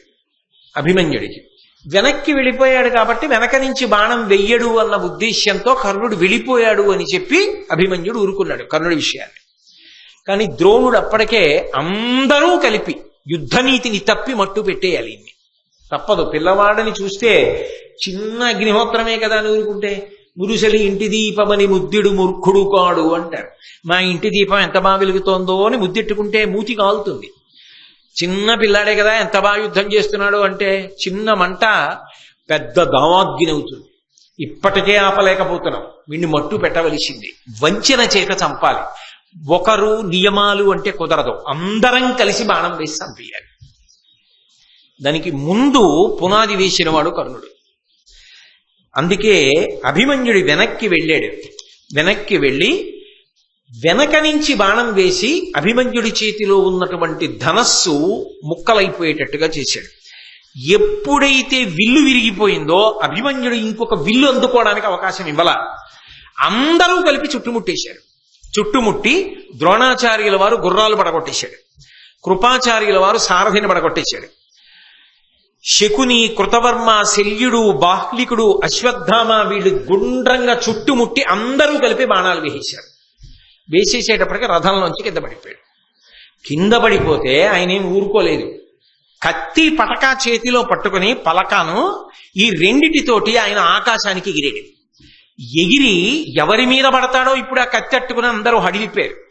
ఆ కత్తి పలక కూడా చేతిలో ఉన్న ఈయనతో యుద్ధం చెయ్యలేవని నిర్ణయానికి వచ్చేసినటువంటి కర్ణద్రోణులు, ద్రోణాచార్యుల వారేమో బాణప్రయోగం చేసి ఆయన కిందకి దిగుతున్నప్పుడు కత్తి విరగొట్టేశాడు. కర్ణుడు బాణం వేసి పలక పలకల కొట్టేశాడు. చేతిలో ఆ పలక కత్తి కూడా లేవు. ఇప్పుడు ఆ విరిగిపోయినటువంటి రథానికి ఉన్న ఒక చక్రాన్ని తీసుకున్నాడు. రథచక్రాన్ని ఒక్కదాన్ని చేతులతో పట్టుకుని ఆయన యుద్ధం చేస్తుంటే అయ్యో పిల్లవాడు పడగొట్టేశాం కదా అని చూడలేదు. చేతిలో ఒక రథచక్రం ఉంటే ఆయనతో యుద్ధం చెయ్యలేక అశ్వత్థామ రథం దిగి పారిపోవలసి వచ్చింది. అంటే ఇక ఈ రథచక్రం ఉన్నా మనం ఏం చేయలేం అని ఆయన్ని చుట్టుముట్టారు ఇంతమంది వీరులు కలిసి. శకుని, కృతవర్మ, కృపాచార్యుడు, కర్ణుడు, శల్యుడు, అశ్వత్థామ ఇంతమంది కలిసి చుట్టుముట్టారు. చుట్టుముట్టి బాణప్రయోగం చేశారు. ఆ రథచక్రం కూడా తుత్తునియలై కింద పడిపోయింది. రథంలోంచి కింద పడ్డ గద దొరికింది. ఆ గద తీసుకుని యుద్ధం మొదలుపెట్టాడు. అది సర్వశాస్త్ర పారంగత్వం అంటే. ఆ గదా యుద్ధం చేస్తూ మహానుభావుడు 10 మంది వసాతిరాజుల్ని ఏనుగులతో కలిపి చంపించాడు ఒక్క గదతో. ఏమిటి ఇంతమంది చుట్టుముట్టి బాణాలు వేస్తూనే ఉన్నారు. గదతో బాణములను అడ్డుకుంటూ 10 మంది వసాతిరాజుల్ని, ఏనుగుల్ని, గుర్రాల్ని చంపాడు. శకుని మీద కోపంతో శకుని చుట్టూ ఉన్నటువంటి 27 మంది గాంధార వీరులు ఆయనకి రక్షణగా నిలబడతారు. 27 మంది గాంధార వీరుల్ని గదతో చంపాడు. చంపిన తరువాత దుశ్శాసనుని యొక్క కొడుకు గద పట్టుకుని వచ్చాడు. ఆ దుశ్శాసనుని యొక్క కొడుకుతో గదాయుద్ధం చేస్తుంటే ఇంతమంది కలిపి బాణములు వేసేశారు కదా, ముళ్ల పందిలే అయిపోయాడు. అప్పటికే ఇన్ని బాణములు కొట్టేశారు, నెత్తురు ఊడిపోతోంది ఒంట్లోంచి. అయినా నిప్పెన్న మాట అనకుండా చేశాడు యుద్ధం. చేసి తన గద యొక్క దెబ్బల చేత దుశ్శాసనుని కొడుకు గుండె బద్దలై నేల మీద పడి మరణించాడు. దుశ్శాసనుడు కొడుకు కొట్టినటువంటి దెబ్బల చేత అభిమన్యుడు మరణించాడు. సమస్త భూతములు లోకంలో ఉన్నవన్నీ ఇది ధర్మం తప్పిన యుద్ధం, దారుణమైన యుద్ధం, ఒక్క పిల్లవాణ్ణి ఇంతమంది కలిపి మట్టు పెట్టారని ఆక్రోశించాయని రాశారు భారతంలో. ఒక్క అభిమన్యుడితో యుద్ధం చెయ్యడంలో తట్టుకోలేక ఇంతమంది ఆయన్ని చుట్టుముట్టి చంపడం ఒక మహాపాపకర్మ. దాని ఫలితం అలా ఉండనివ్వండి. దాంట్లో ప్రధాన పాత్ర కర్ణుడు పోషించడం ఆయన శీల వైభవానికి, ఆయన శౌర్యానికి, ఆయన పరాక్రమానికి ఖచ్చితంగా మచ్చతిచ్చింది. ఎందుకంటే 2 మాటలు అభిమన్యుడి చేతిలో తట్టుకోలేక యుద్ధభూమిని విడిచిపెట్టి దూరం వెళ్ళడం, తన తమ్ముడు తన కళ్ళ ముందు అభిమన్యుడి చేత హతుడైపోయినా తాను అడ్డుకోలేకపోవడం, ఆఖరికి రక్షించుకోలేక వంచనతో కూడుకున్నటువంటి యుద్ధం చేసి అభిమన్యుణ్ణి మట్టుపట్టడంలో కర్ణుడు ప్రధాన పాత్ర పోషించడం, ఎంత కర్ణుడి మీద అభిమానం ఉన్నా, ఎంత సానుభూతి ఉన్నా, ఎంత ప్రేమ ఉన్నా సమర్థించడం మాత్రం సాధ్యమయ్యేటటువంటి విషయం కానిదిగా భారతంలో మిగిలిపోయింది. తరువాత ఆ యుద్ధం జరుగుతున్నటువంటి సమయంలో సర్వసైన్యాధిపత్యంలో ఉన్నటువంటి భీష్మాచార్యుల వారు 10 రోజుల యుద్ధం తర్వాత అంపశయ్య మీద పడిపోయాడు. పడిపోయిన తరువాత ఎందరో వెళ్ళి ఆయన దర్శనం చేశారు. ప్రాణములతోనే ఉన్నాడుగా మహానుభావుడు. కర్ణుడు కూడా ఆయన దర్శనానికి వెళ్ళాడు. వెళ్ళినవాడు ఆయన పట్ల ఎంత మాత్రమూ అమర్యాదతో ప్రవర్తించలేదు. ఆయన దగ్గరికి వెళ్ళి సాష్టాంగ నమస్కారం చేశాడు. అంటే ఒక్కటి మీరు గుర్తుపట్టాలి, ఆనాడు ఆవేశంలో ఎన్ని మాటలో అన్నాడు భీష్ముణ్ణి. కానీ ఆఖరిని అన్నాడే ముదుసలి ముదుసలి ముదుసలి అని. 10 రోజుల యుద్ధంలో చూశాడు భీష్ముడు అంటే ఏమిటో. అసలు నిజంగా ఆ భీష్ముడు యుద్ధం చేస్తుంటే అర్జునుడు యుద్ధం చేయలేకపోయాడు. అప్పుడు కదూ కృష్ణుడికి ఎందుకు దిగి చక్రం పట్టుకోవాల్సి వచ్చింది. ఇది భీష్ముడంటే అని గమనించాడు. 2, భీష్ముడి మీద గౌరవం లేనివాడు కర్ణుడు కాడు. ఖచ్చితంగా భీష్ముడి మీద గౌరవం ఉన్నవాడే. ఆయన పరిస్థితులు ఆయనకు అటువంటి సందర్భాన్ని కల్పించాయి. ఆ ఆవేశంలో అదుపు తప్పి భీష్ముడి మీద మాట్లాడాడు. కానీ ఆ భీష్ముడే అంపశయ్య మీద పడిపోతే వెళ్ళి నిలబడి ఏ ఒక్క మాట కూడా తోలలేదు. సరికదా, వెడుతూనే సాష్టాంగ నమస్కారం చేశాడు. సాష్టాంగ నమస్కారం చేయగానే చూశాడు భీష్ముడు అంపశయ్యమించి. చెయ్యెత్తి చాపి దగ్గరికి పిలిచాడు. పిలిచి దగ్గరకు రమ్మని పరమ సంతోషంతో ఆ కర్ణుణ్ణి కౌగిలించుకున్నాడు. కౌగిలించుకొని ఆ కర్ణుడి వంక ముఖంలోకి ఒకసారి చూశాడు. వెంటనే కర్ణుడు అన్నాడు, అలుకదక్కి నన్ను అధిక వాత్సల్య శీతలముగాగ చూచి తగిన మాటలాడవే మహాత్మా అనుటయు ఆతండు గారవమున అతని చేరబిలిచి. మహానుభావ, తాత భీష్మాచార్య, నా మీద వాత్సల్యం అనేటటువంటి చందనపు వృష్టిని కురిపించు. ప్రేమతో మాట్లాడు, వాత్సల్యంతో మాట్లాడు, తగిన మాటలాడవే. ఆ ప్రేమతో నాతో మాట్లాడవలసిన మాటలు ఏమున్నాయో అవి నాతో మాట్లాడు అని అనగానే భీష్ముడు కూడా పరమ సంతోషంతో దగ్గరకి చేర్చుకుని కౌగిలించుకొని, చుట్టూ రక్షక భటులు ఉన్నారు. ఎంత అంపశయ్య మీదున్నా మరి ఉండరు చుట్టూ, మహానుభావుడు సామాన్యుడా. ఆ రక్షణ దళాలన్నింటినీ కూడా తనకి రక్షణగా నిలబడిన వారందరికీ కూడా సంజ్ఞ చేశాడు, మీరందరూ దూరంగా వెళ్ళిపోండి. అంటే కర్ణుడితో తాను మాట్లాడుతున్నది వాళ్ళకి వినపడకూడదని. నేను మీతో ఒక మాట చెప్పా, మహాభారతంలో ఒక్క కర్ణుడి విషయాన్ని పరిశీలించినప్పుడు ఏకాంత సమావేశం ఏదైనా జరిగింది అంటే కర్ణుడికి సంబంధించి ఏవో కొన్ని అద్భుతాలు బయటకు వస్తాయి. ఆయన పైకన్నా ఎక్కుతాడు, కిందకన్నా దిగుతాడు. 4 సార్లు జరిగింది అలా. ఒకసారి కృష్ణుడితో ఏకాంతం జరిగింది. ఎప్పుడు? రథం మీద వెళ్ళిపోతున్నప్పుడు ఒక్కడినే కూర్చోబెట్టుకుని మాట్లాడాడు. రెండవది కుంతీదేవితో జరిగింది. మూడవది ఇంద్రుడితో జరిగింది. 4వది భీష్ముడితో జరుగుతోంది. ఈ 4 సమావేశాల్లోనూ కూడా కర్ణుడి విషయంలో ఎంత మహత్తరమైనటువంటి విషయాలు జరిగాయో మీరు గమనించారు. ఇప్పుడు 4వది ఇదే చిట్ట చివరిది. ఇందులో భీష్ముడు దగ్గరికి పిలిచి కర్ణుడితో ఒక మాట అన్నాడు. నాయన కర్ణ, నేను చెప్పిన మాటలు బాగా విను. నీ దశ కోపింతునే కులభేదముగా పలుకుటయును బిడ్డల చిరుపంగాదని కిలియుదు లేదన రాదు అదలుతు నిన్ను నిష్ఠురంపు పలుకలన్. కర్ణ, అనేక పర్యాయాలు నేను నిన్ను చాలా కఠినమైన మాటలతో మందలించాను. ఎందుకు మందలించానో తెలుసా? వ్యక్తిగతంగా నాకు నీ మీద ఏ విధమైనటువంటి కోపం లేదు.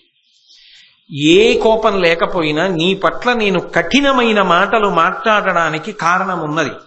ఏ కారణము అంటే నువ్వు మాట్లాడిన మాటలన్నీ కూడా కురుపాండవుల మధ్య సఖ్యతను పోగొట్టడానికి, వాళ్ళ మధ్య వైరిభావం కల్పించడానికి మాత్రమే పనికొచ్చాయి. దాని వలన వంశమంతా నశించిపోతుంది. ఇంత వంశక్షయానికి నువ్వే కారణమవుతున్నావు. నువ్వు చేస్తున్న దాని వల్ల ఇంత పెద్ద ఇబ్బంది జరగబోతోందన్న ఉద్దేశ్యంతో నువ్వు మారితే యుద్ధం జరగదన్న ఉద్దేశ్యంతో నీతో కఠినంగా మాట్లాడేవాడిని.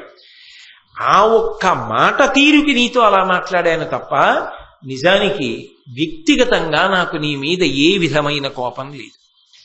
రెండవ విషయం, నీ ఉదయము దైవిక గర్భాయత్తము, నీకు మర్చులు అసదృక్షులు, కౌంతేయుడవు కాని విను రాధేయుండవు కావు ధీర విచారా. ఎటువంటి విశేషణంతో పిలిచాడో చూడండి. ధీర విచారా. ఏ విషయాన్నైనా చేసేటప్పుడు బాగా బుద్ధితోటి ఆలోచించే చేస్తావు. లేకపోతే నిజంగా ఆయన ప్రలోభాలకు లొంగాలంటే ఎన్ని మాటలు లొంగాలి?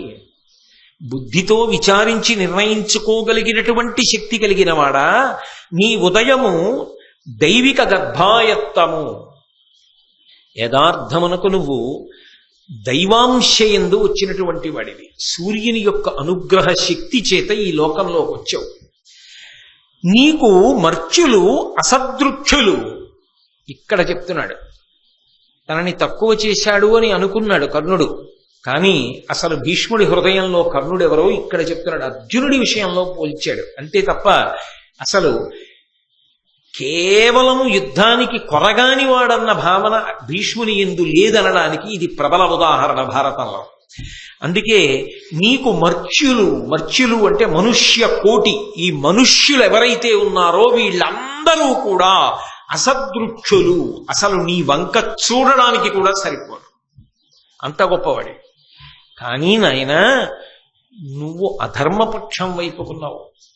అందుకే నీ శక్తి సన్నగిల్లిపోతోంది. సంగదోషం. దుర్యోధనుడి వైపు ఉండగా నువ్వు గెలిచే అవకాశం ఉండదు. ఎందుకంటే ధర్మము నిన్ను గెలువనివ్వదు, ధర్మము నిన్ను రాణించనివ్వదు. ఈ సంగదోషము నీకు పోవాలంటే నువ్వు కారణము లేకుండా పాండవుల వైపుకి వెళ్ళవలసిన అవసరం లేదు. యథార్థములకు నువ్వు కుంతీదేవి యొక్క కుమారుడవు తప్ప రాధేయుండవు కావు. నువ్వు రాధాదేవి యొక్క కుమారుడివి కావు. ఈ విషయాన్ని నువ్వు తెలుసుకున్నావు కాబట్టి ఇప్పుడు నువ్వు పాండవ పక్షానికి వెళ్ళిపో. నీకెలా తెలుసు నేను కుంతీసుతుడనని అంటావేమో.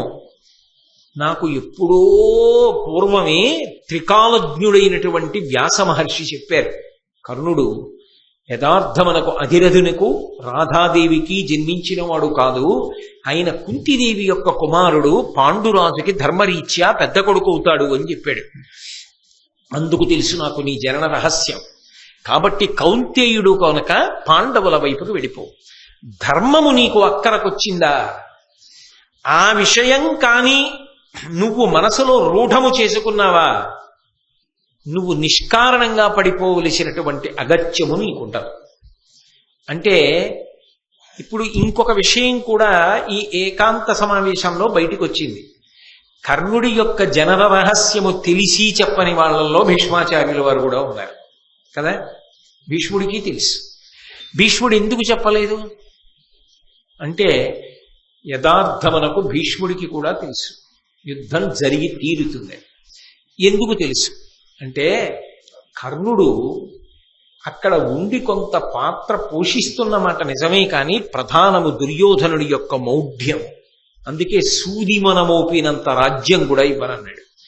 కాబట్టి వీళ్ళు వెళ్ళిపోతారు, భీష్ముడు వెళ్ళిపోవడానికి కూడా ఇంకంతకన్నా మంచి అవకాశం రాదు. మరి యుద్ధభూమిలో ప్రాణం విడిచిపెట్టి తాను వసువైపోవాలి తప్ప యుద్ధం లేకుండా అనారోగ్యంతో మంచం మీద ఎలా వెళ్ళిపోతాడు ఇంత గొప్పవాడును, పైగా స్వచ్ఛంద మరణం ఉన్నవాడు. కాబట్టి యుద్ధం తప్పదన్న విషయం భీష్ముడికి తెలుసు.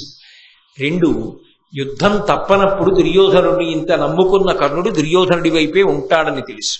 అన్నీ తెలిసిన్నవాడు కాబట్టే దైవాంశలో వచ్చి దుర్యోధనుడి వైపుండి యుద్ధం జరగడానికి కారణమైన వారలలో ఒకడు భీష్ముడు కనుక ఈ రహస్యాన్ని బయటపెట్టాల.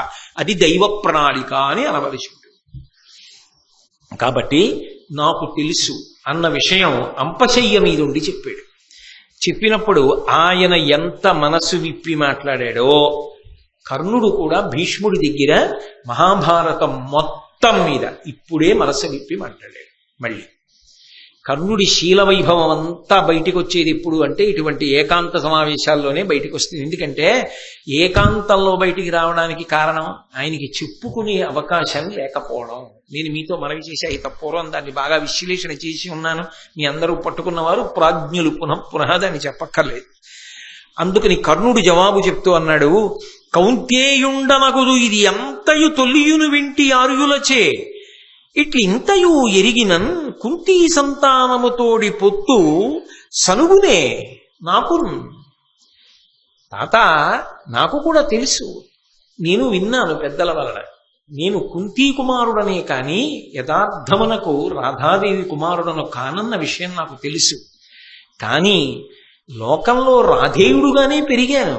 ఆ పేరే నాకు శాశ్వతమైన కీర్తినిచ్చింది. నా బిడ్డ అని ఎప్పుడు అనలేదుగా కుంతీదేవి, అనవలసిన సమయంలో అనలేదుగా. రాధేయుడిగా దుర్యోధనుడి పనుపున కదా ఉన్నా, అతని వలన కదా ఇంత ఎదిగి పెద్దవాణ్ణయ్యా, ఇంత గౌరవం సంపాదించుకున్నా. ఇప్పుడు దేనికి నేను వెళ్ళాలి అవతల వైపుకి? ఏ ప్రయోజనానికి వెళ్ళాలి? నువ్వు 10 రోజులు యుద్ధం చేసావా, ఇప్పుడు నేను అటు వెళ్ళనా? ఎందుకు ఇంకా? అప్పుడు అసలు యుద్ధం చేయడానికి నాకేముంది అవకాశం? అపకీర్తి తప్ప ఉపయోగమే ఉంది. వారు మహాబలుల్ హరియువారికి ప్రాపుకలండు వారలంబోర జయింపెరామియును బుద్ధి నిరింగుదు అయినా కౌరవక్ష్మారమణుండు సేయుతగు మన్ననలెల్ల తలంచి చూచినన్ భురి వివేక ఏ విడిచిపోవుట ధర్మమే వీరకర్మమే. ఇక్కడ స్పష్టంగా మళ్ళీ ఇంకోసారి బయటపడిపోయాడు.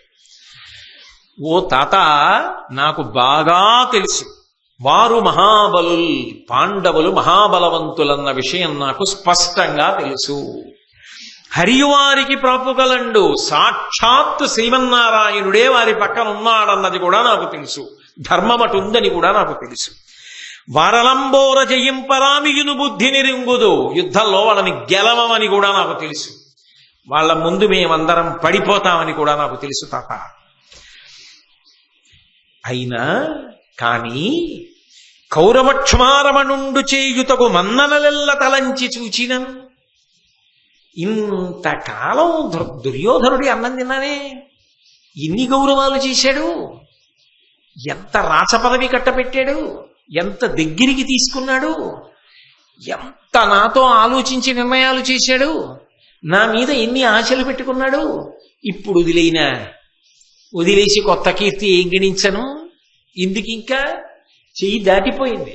అన్నీ తెలిసున్నా, అవతల ధర్మపక్షమని తెలిసున్నా, గడితే బ్రతుకుతానని తెలిసున్నా, రాజ్యమే వస్తుందని తెలిసున్నా వ్యక్తిగతమైన నా యొక్క క్రమశిక్షణ వలన ఇక ఉల్లంఘించి వెళ్ళలేను తాత. ఈ వార్త సమయానికి చెప్పని వాళ్ళందరిదీ పాపమే. నిజమేగా? ఇప్పుడు ఆయన వచ్చాడుగా ఒక రకంగా. కాబట్టి భూరి వివేక, చాలా వివేకం ఉన్నవాడా, నువ్వు నిర్ణయించలేవు. ఏ విడిచిపోవుట ధర్మమే వీరకర్మమే. ఇప్పుడు నేను ఇటు వదిలిపెట్టి అటు వెళ్ళడం ధర్మమా వీరకర్మమా? ఎందుకు వెళ్ళమంటావు? వెళ్ళి ప్రయోజనమే ఉంటుంది. ఒక మాట కాదు, ఇన్ని మాటలు అవకాశం భరించిన స్నేహధర్మానికే కట్టుబడిపోయాడు. కర్ణుడి శీలం ఎటువైపు నుంచి చూస్తే అటువైపే మెరుస్తుంది. కానీ మహానుభావుడు ఈ సంగదోషమే తెలిసో తెలియకో ఆయన కావాలని ఇరుక్కున్నాడా? అనుకోకుండా ఇరుక్కున్నాడు. కుమారాస్త్ర విద్యా ప్రదర్శనంలో పడిపోయిన బీజం వటవృక్షమైపోయింది. ఇక దాన్ని ఎవరు విభాగం చేయలేకపోయారు. 2 చెట్లను వేరు చేయడం కుదరని రీతిలో కాండము కలిసిపోయింది. పడిపోతే చెట్టు ఒకసారి పడిపోవాలంటే ఇక అలా అయిపోయింది వాళ్ళ పరిస్థితి. మాటలు పెక్కులాడి అనుమానము లేక సభంగడంగి పల్మాటు పరాభవించితి చలంబున పాండవ కోటికెప్పుడుంచేటుదలంచి ఏ బలువు చేసితి వైరము నాకు ఇంక నీ వీటికి వరి వీటికి నీ ఎక్కసమయ్యడు కయ్యమొప్పగన్. తాత, ఉన్న మాట, మనసులో ఉన్న మాట, జరిగిన విషయం దాపరికం లేకుండా చెప్పేస్తున్నా. ఇంతకాలం తప్పురాని నువ్వు అండం, ఈ ముసలాళ్ళు ఇలాగే మాట్లాడతారండం కదా, చేశాను. నిజం చెప్పేస్తున్నాను తాత, ఇవాళ నువ్వు పడిపోయావు. రేపో మాపో 3 రోజులకో వారం తర్వాత నేను వెళ్ళిపోతాను. ఇంకిప్పుడు ఈయన నీతో చెప్పకపోతే ఏం ఉపయోగం? చెప్పేస్తున్నాను. మాటలు పెక్కులాడి, అనేకమైనటువంటి మాటలు మాట్లాడకూడనివి నేను మాట్లాడిన మాట వాస్తవమే తెలిసే మాట్లాడాను. అలా మాట్లాడకూడదని నాకు తెలుసు. అలా మాట్లాడడం తప్పని తెలుసు. అలా మాట్లాడి పాపం మూట కట్టుకుంటున్నాడని తెలుసు. అయినా మాట్లాడాను తాత. అనుమానము లేక సభంగడంగి పల్మాటు పరాభవించితి చలంబున. కేవలము మాత్సర్యంతో అర్జునుడు అంత ఎదుగుతున్నాడు. అంత అర్హత ఉండి నేను ఎదగలేకపోతున్నాను. నన్ను తొక్కేస్తోంది సమాజం. ఎదగడానికి నాకు లోపల ఉత్సాహం ఉన్నా నన్ను ఎదగనివ్వదు. అన్నీ ఆయనకి కలిసి వచ్చి ఎదుగుతున్నాడు. ఆయనకి కీర్తి పొందగలిగినంత శక్తి నాకుండి పొందలేకపోతున్నా. ఈ ఆర్తి మాత్సర్యంగా మారింది తాత. అర్జునుడి మీద క్రోధంగా మారింది. అందుకే ఎంత అవమానించచ్చన్నది చూసి దుర్యోధనుణ్ణి అడ్డు పెట్టుకుని సభలలో అనకూడని మాటలన్నీ అని అవమానించారు. నిస్సందేహం అదే ద్రౌపదీదేవి పట్ల కూడా వెళ్ళిపోయింది ఆ వాగ్ధోరణి. తప్పని నాకు తెలియదని అనుకోవద్దు తాత. కానీ నా జీవితంలో నేను పొందినటువంటి పరాభవాలు, నేను ఎదగడానికి అడ్డొచ్చిన కారణాలు, నేను పొందిన పరివేదన నా చేత అలా చేయించాయి. అది మాత్సర్యమే, దోషమే నాకు తెలుసు. కానీ నేనంతకన్నా దాటలేకపోయాను ఒక మానవుడిగా. నేను అందులో శాంతి పొందాను. అది తప్పని తెలుసు. దానికి నా తల ఇచ్చేస్తానని తెలుసు. సిద్ధపడుతున్నానని తెలుసు. కానీ అతిక్రమించలేని విషయాలయ్యాయి తాత. ఉన్న మాట నీతో చెప్తున్నాను. నేను మాట్లాడిన మాట సత్యమే, అది నా తప్పు కూడా. ఇంకా వీటికి నీ ఎక్కసమయ్యడు కయ్యమొప్పగన్. ఖచ్చితంగా కౌరవ సైన్యానికి పాండవ సైన్యానికి ఆఖరి తల తెగిపోయే వరకు ఈ యుద్ధం జరగవలసింది. ఆగడానికి జరిగి తీరుతుంది తాత. ఇక ఇప్పుడు ఆపడం కుదరదు. నేను వేసినటువంటి విత్తనాలు అటువంటివి. అది ఇలా జరగవలసిందే యుద్ధం. ఆ మాత్సర్యానికి అంతం ఎప్పుడంటే శరీరాలు పడిపోయినప్పుడే. ఇంకంతకన్నా మార్గం లేని రీతికి ఎదిగిపోయాయి తాత అవి. దైవాధీనము సర్వమున్ మనమతిం తప్పింపగావచ్చునే నీవింకన్నను నొండువల్కక పరానీకంబుపై పంపు మత్సేవాధర్మము నిర్వహించద బలోచ్ఛేకంబు లోకంబు సంభావింపన్ విహరించదన్ మురరిపున్ పార్థుం తలంకించదన్. తాత, దైవాధీనము సర్వమున్, అంతా దైవాధీనం. నాకు అర్థమైపోయింది. ఎక్కడో పుట్టినవాణ్ణి, మొత్తం సామ్రాజ్యం పాలింపవలసిన వాణ్ణి. తెలిసున్న తల్లి చెప్పలా, తెలిసున్న తండ్రి చెప్పలా, తెలిసున్న నువ్వు చెప్పలా, సర్వజ్ఞుడు కృష్ణుడు చెప్పలా, ఎవ్వరూ చెప్పవలసిన సమయానికి చెప్పలా. మా బంధం దృఢతరమైపోయి యుద్ధం ఆపడానికి వీలు లేని స్థితి వచ్చిన తర్వాత అందరూ నన్ను అటెళ్ళమని చెప్పారు. వెళ్ళలేని స్థితి అని నేను తలపట్టుకు చెప్తున్నాను. కాబట్టి యుద్ధమే జరుగుతుంది, అందరూ చచ్చిపోతారు. ఇది దైవ నిర్ణయం తాత. భీష్ముడికి అదే తెలుసు. ధర్మ సంస్థాపన కొరకు పడిపోవలసిందే. కర్ణుడే చెప్పాడుగా, ఇది అధర్మపక్షం నిలబడదు. ధర్మం కళ్ళ ముందు కృష్ణుడు అటున్నాడు, అదే సత్యం. కాబట్టి ఇటు పడిపోతారు తాత, దీన్ని ఆపడం కుదరదు. అది దైవ నిర్ణయం తాత. అందులో పెద్ద పావు నేనవడం నా కర్మంతి. కాబట్టి పరానీకంబుపై పంపు, ఇటు పక్షం వదిలిపెట్టటెళ్ళని అనకు తాత. నన్ను పరమ ప్రీతితో ఆశీర్వచనం చేసి మన్నుటో మరణించుటో అటే పో యుద్ధానికి అని ఆశీర్వచనం చేసే తాత. బలోచ్ఛేకంబు లోకంబు సంభావింపన్ విహరించదన్, నా బలమేమిటో లోకం చూసేటట్టుగా నా సాధ్యమైనంత యుద్ధం చేసేస్తా. కృష్ణార్జునులు కూడా నా యుద్ధాన్ని చూసి అబ్బా కర్ణుడు సామాన్యుడు కాడు సుమా అని కనీసం అనేలా యుద్ధం చేసి వెళ్ళిపోతాను. అదొక్కటే ఇక నాకు దక్కేది. నాకు తెలుసు తాత, నేను బ్రతకను, ఎవరూ బ్రతకరు, ఇది దైవ నిర్ణయం అలా అనిపించుకు వెళ్ళిపోతా. అసలు లోపల కోరికది. అంటే ఆయన లోపల నిర్ణయానికి వచ్చేసాడు, నేను గెలవను, పడిపోతానని తెలుసు. కర్ణుడికి తెలియంది ఏం లేదు. కానీ నేను మొదటి నుంచి మీకు మనవి చేస్తున్నాను, ఆయనని అని ప్రయోజనం లేదు. దైవ వ్యూహంలో ఆయన ఒక బలమైన పావు అంతే. అలాగే అన్ని వైపుల నుంచి నలిగిపోయాడు ఆ కర్ణుడు. అనవిని భీష్ముడిట్టులను అంతకు జాలుటెరుంగని సుయోధనునకు ఎప్పుడు నీదు భుజదర్పము కాదే సహాయము.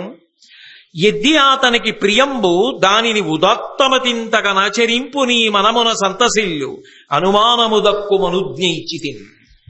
కర్ణ, ఈ సందర్భం వచ్చింది కాబట్టి నేను కూడా చెప్తున్నా, నీ భుజబలం మీద నాకు ఎప్పుడూ అనుమానం లేదు. నువ్వు అంతటి శౌర్యం ఉన్నవాడివి, అంతటి పరాక్రమం ఉన్నవాడివి. నీ కంఠం తెగి నువ్వు పడిపోయిన యుద్ధభూమిలో కృష్ణార్జునులంటారు, అబ్బా ఏమి కర్ణుడు, ఏమి కర్ణుడి యుద్ధం అంటారు. నీ తల తెగిపోయిన రోజున భారత యుద్ధంలో పాల్గొన్న వీరులందరూ బతికిన వారంటారు, కర్ణుడు కర్ణుడే అంటారు. నీ కోరిక నెరవేరుతుంది. నాకు తెలుసు, అంతకు జాలుటెరుంగనే నీ శక్తి ఏమిటో నాకు తెలియదా కర్ణ, అంత శక్తివంతుడవి. కానీ అర్జునుడి ముందు నిలబడవు, నాకు తెలుసు. అందుకే చెప్పా, ఇప్పుడు చెప్తున్నా. నిజమేలే, ఇంతకన్నా నీకు కూడా మార్గం లేదు. మనస్ఫూర్తిగా ఆశీర్వచనం చేస్తున్నాను కర్ణ. నీకు దుర్యోధనుడి మీద ఉన్నటువంటి మిత్రధర్మం అటువంటిది, దుర్యోధనుడు నీ మీద ఉరిగిన విధానం అటువంటిది. ఇప్పుడు ఇక నువ్వు తప్పుకోలేవు. ఇక నువ్వు యుద్ధం చేసి పడిపోకుండా ఉండడం నీకు సాధ్యం కాదు. కాబట్టి బతికినా చచ్చినా యుద్ధభూమి ఉంది. కాబట్టి దానిని ఉదాత్తమతిందగనాచరింపు నీ మనమున సంతశీల్యు. నీవు ఎలా చెయ్యాలనుకుంటున్నావో అలాగే చెయ్యి, సంతోషంగా చెయ్యి. తాత మాట కాదని వెళ్ళానని అనుకోక్కర్లా, నేనే చెప్తున్నా, వెళ్ళు, చెయ్యి. చేసి నువ్వు చెయ్యగలిగినంత యుద్ధం చేసేస్తాడు గాని గెలిపించేస్తాడు దుర్యోధనుడు. నన్ను భీష్ముడు అండవు, కర్ణుడు అండవు. అది చిత్రం. తెలిసి తమ కర్తవ్యములు తాము చేశాడు. కర్ణుడు ఎందుకు తక్కువవాడయ్యాడు? ఆయన తక్కువవాడనడానికి అవకాశం ఏం లేదు. కాబట్టి అనుమానము దక్కుమనుజ్ఞమిచ్చితిన్. ఇక మనసులో ఏ విధమైన శంక పెట్టుకోకు. ఆశీర్వచనం చేశాను, అనుమతి ఇచ్చాను, పో వెళ్ళు. బయలుదేరాడు కర్ణుడు. తాత ఆశీర్వదించావు, బయలుదేరుతున్నాను. ఇప్పుడు తనకి మనసు నిండా ఒక సంతోషం. తనకి తెలుసు భీష్ముడు తనకేమవుతాడో, భీష్ముడికి తెలుసని తనకి తెలియదు. కానీ అంతటి మహాయోధుడికి తెలిసింది, తనకి అనుబంధం ఉన్నది, అందరూ మన వల్ల తాను మనవడేనని. ఇవాళ మనస్ఫూర్తిగా తాత అని పిలిచాడు. అందరినీ పంపించేసి కౌగిట చేర్చుకున్నాడు భీష్ముడి నాళ్ళకి. చందన శీతలంగా మాట్లాడు తాత ఇవాళ అని అడిగాడు కదూ, అంత ప్రేమగా మాట్లాడాడు. నీ జన్మరహస్యం తెలిసి అన్నాడు. ఇంతకన్నా నీకు మార్గం లేదురా మనవడా, వెళ్ళు యుద్ధానికన్నాడు. ఇంతకాలం వెళ్ళి ఏం చేస్తావనేవాడు, వెళ్ళి పాడైపోతావనేవాడు. ఆ భీష్ముడే ఇవాళ వెళ్ళు, అందరిది ఒకటే దారి అన్నాడు. కాబట్టి ఇప్పుడు తను అంతిమంగా ఏం చెయ్యాలో అది చెయ్యడానికి మార్గము రాచబాటబడింది. అమ్మయ్యా, గుండెల్లో ఉన్న ఒక బరువు తీర్చేసుకున్న ఏకాంతంలో కర్ణుడికి చెప్పేశా, నా దోషం లేదు అనుకున్నాడు. భీష్ముడు సంతోషంగా ఉన్నాడు. అమ్మయ్యా, ఇంకొక్కసారి మనసు విప్పి యుద్ధంలో ప్రాణం పోయే ముందు మాట్లాడేశా. కర్ణుడు సంతోషంగా ఉన్నాడు.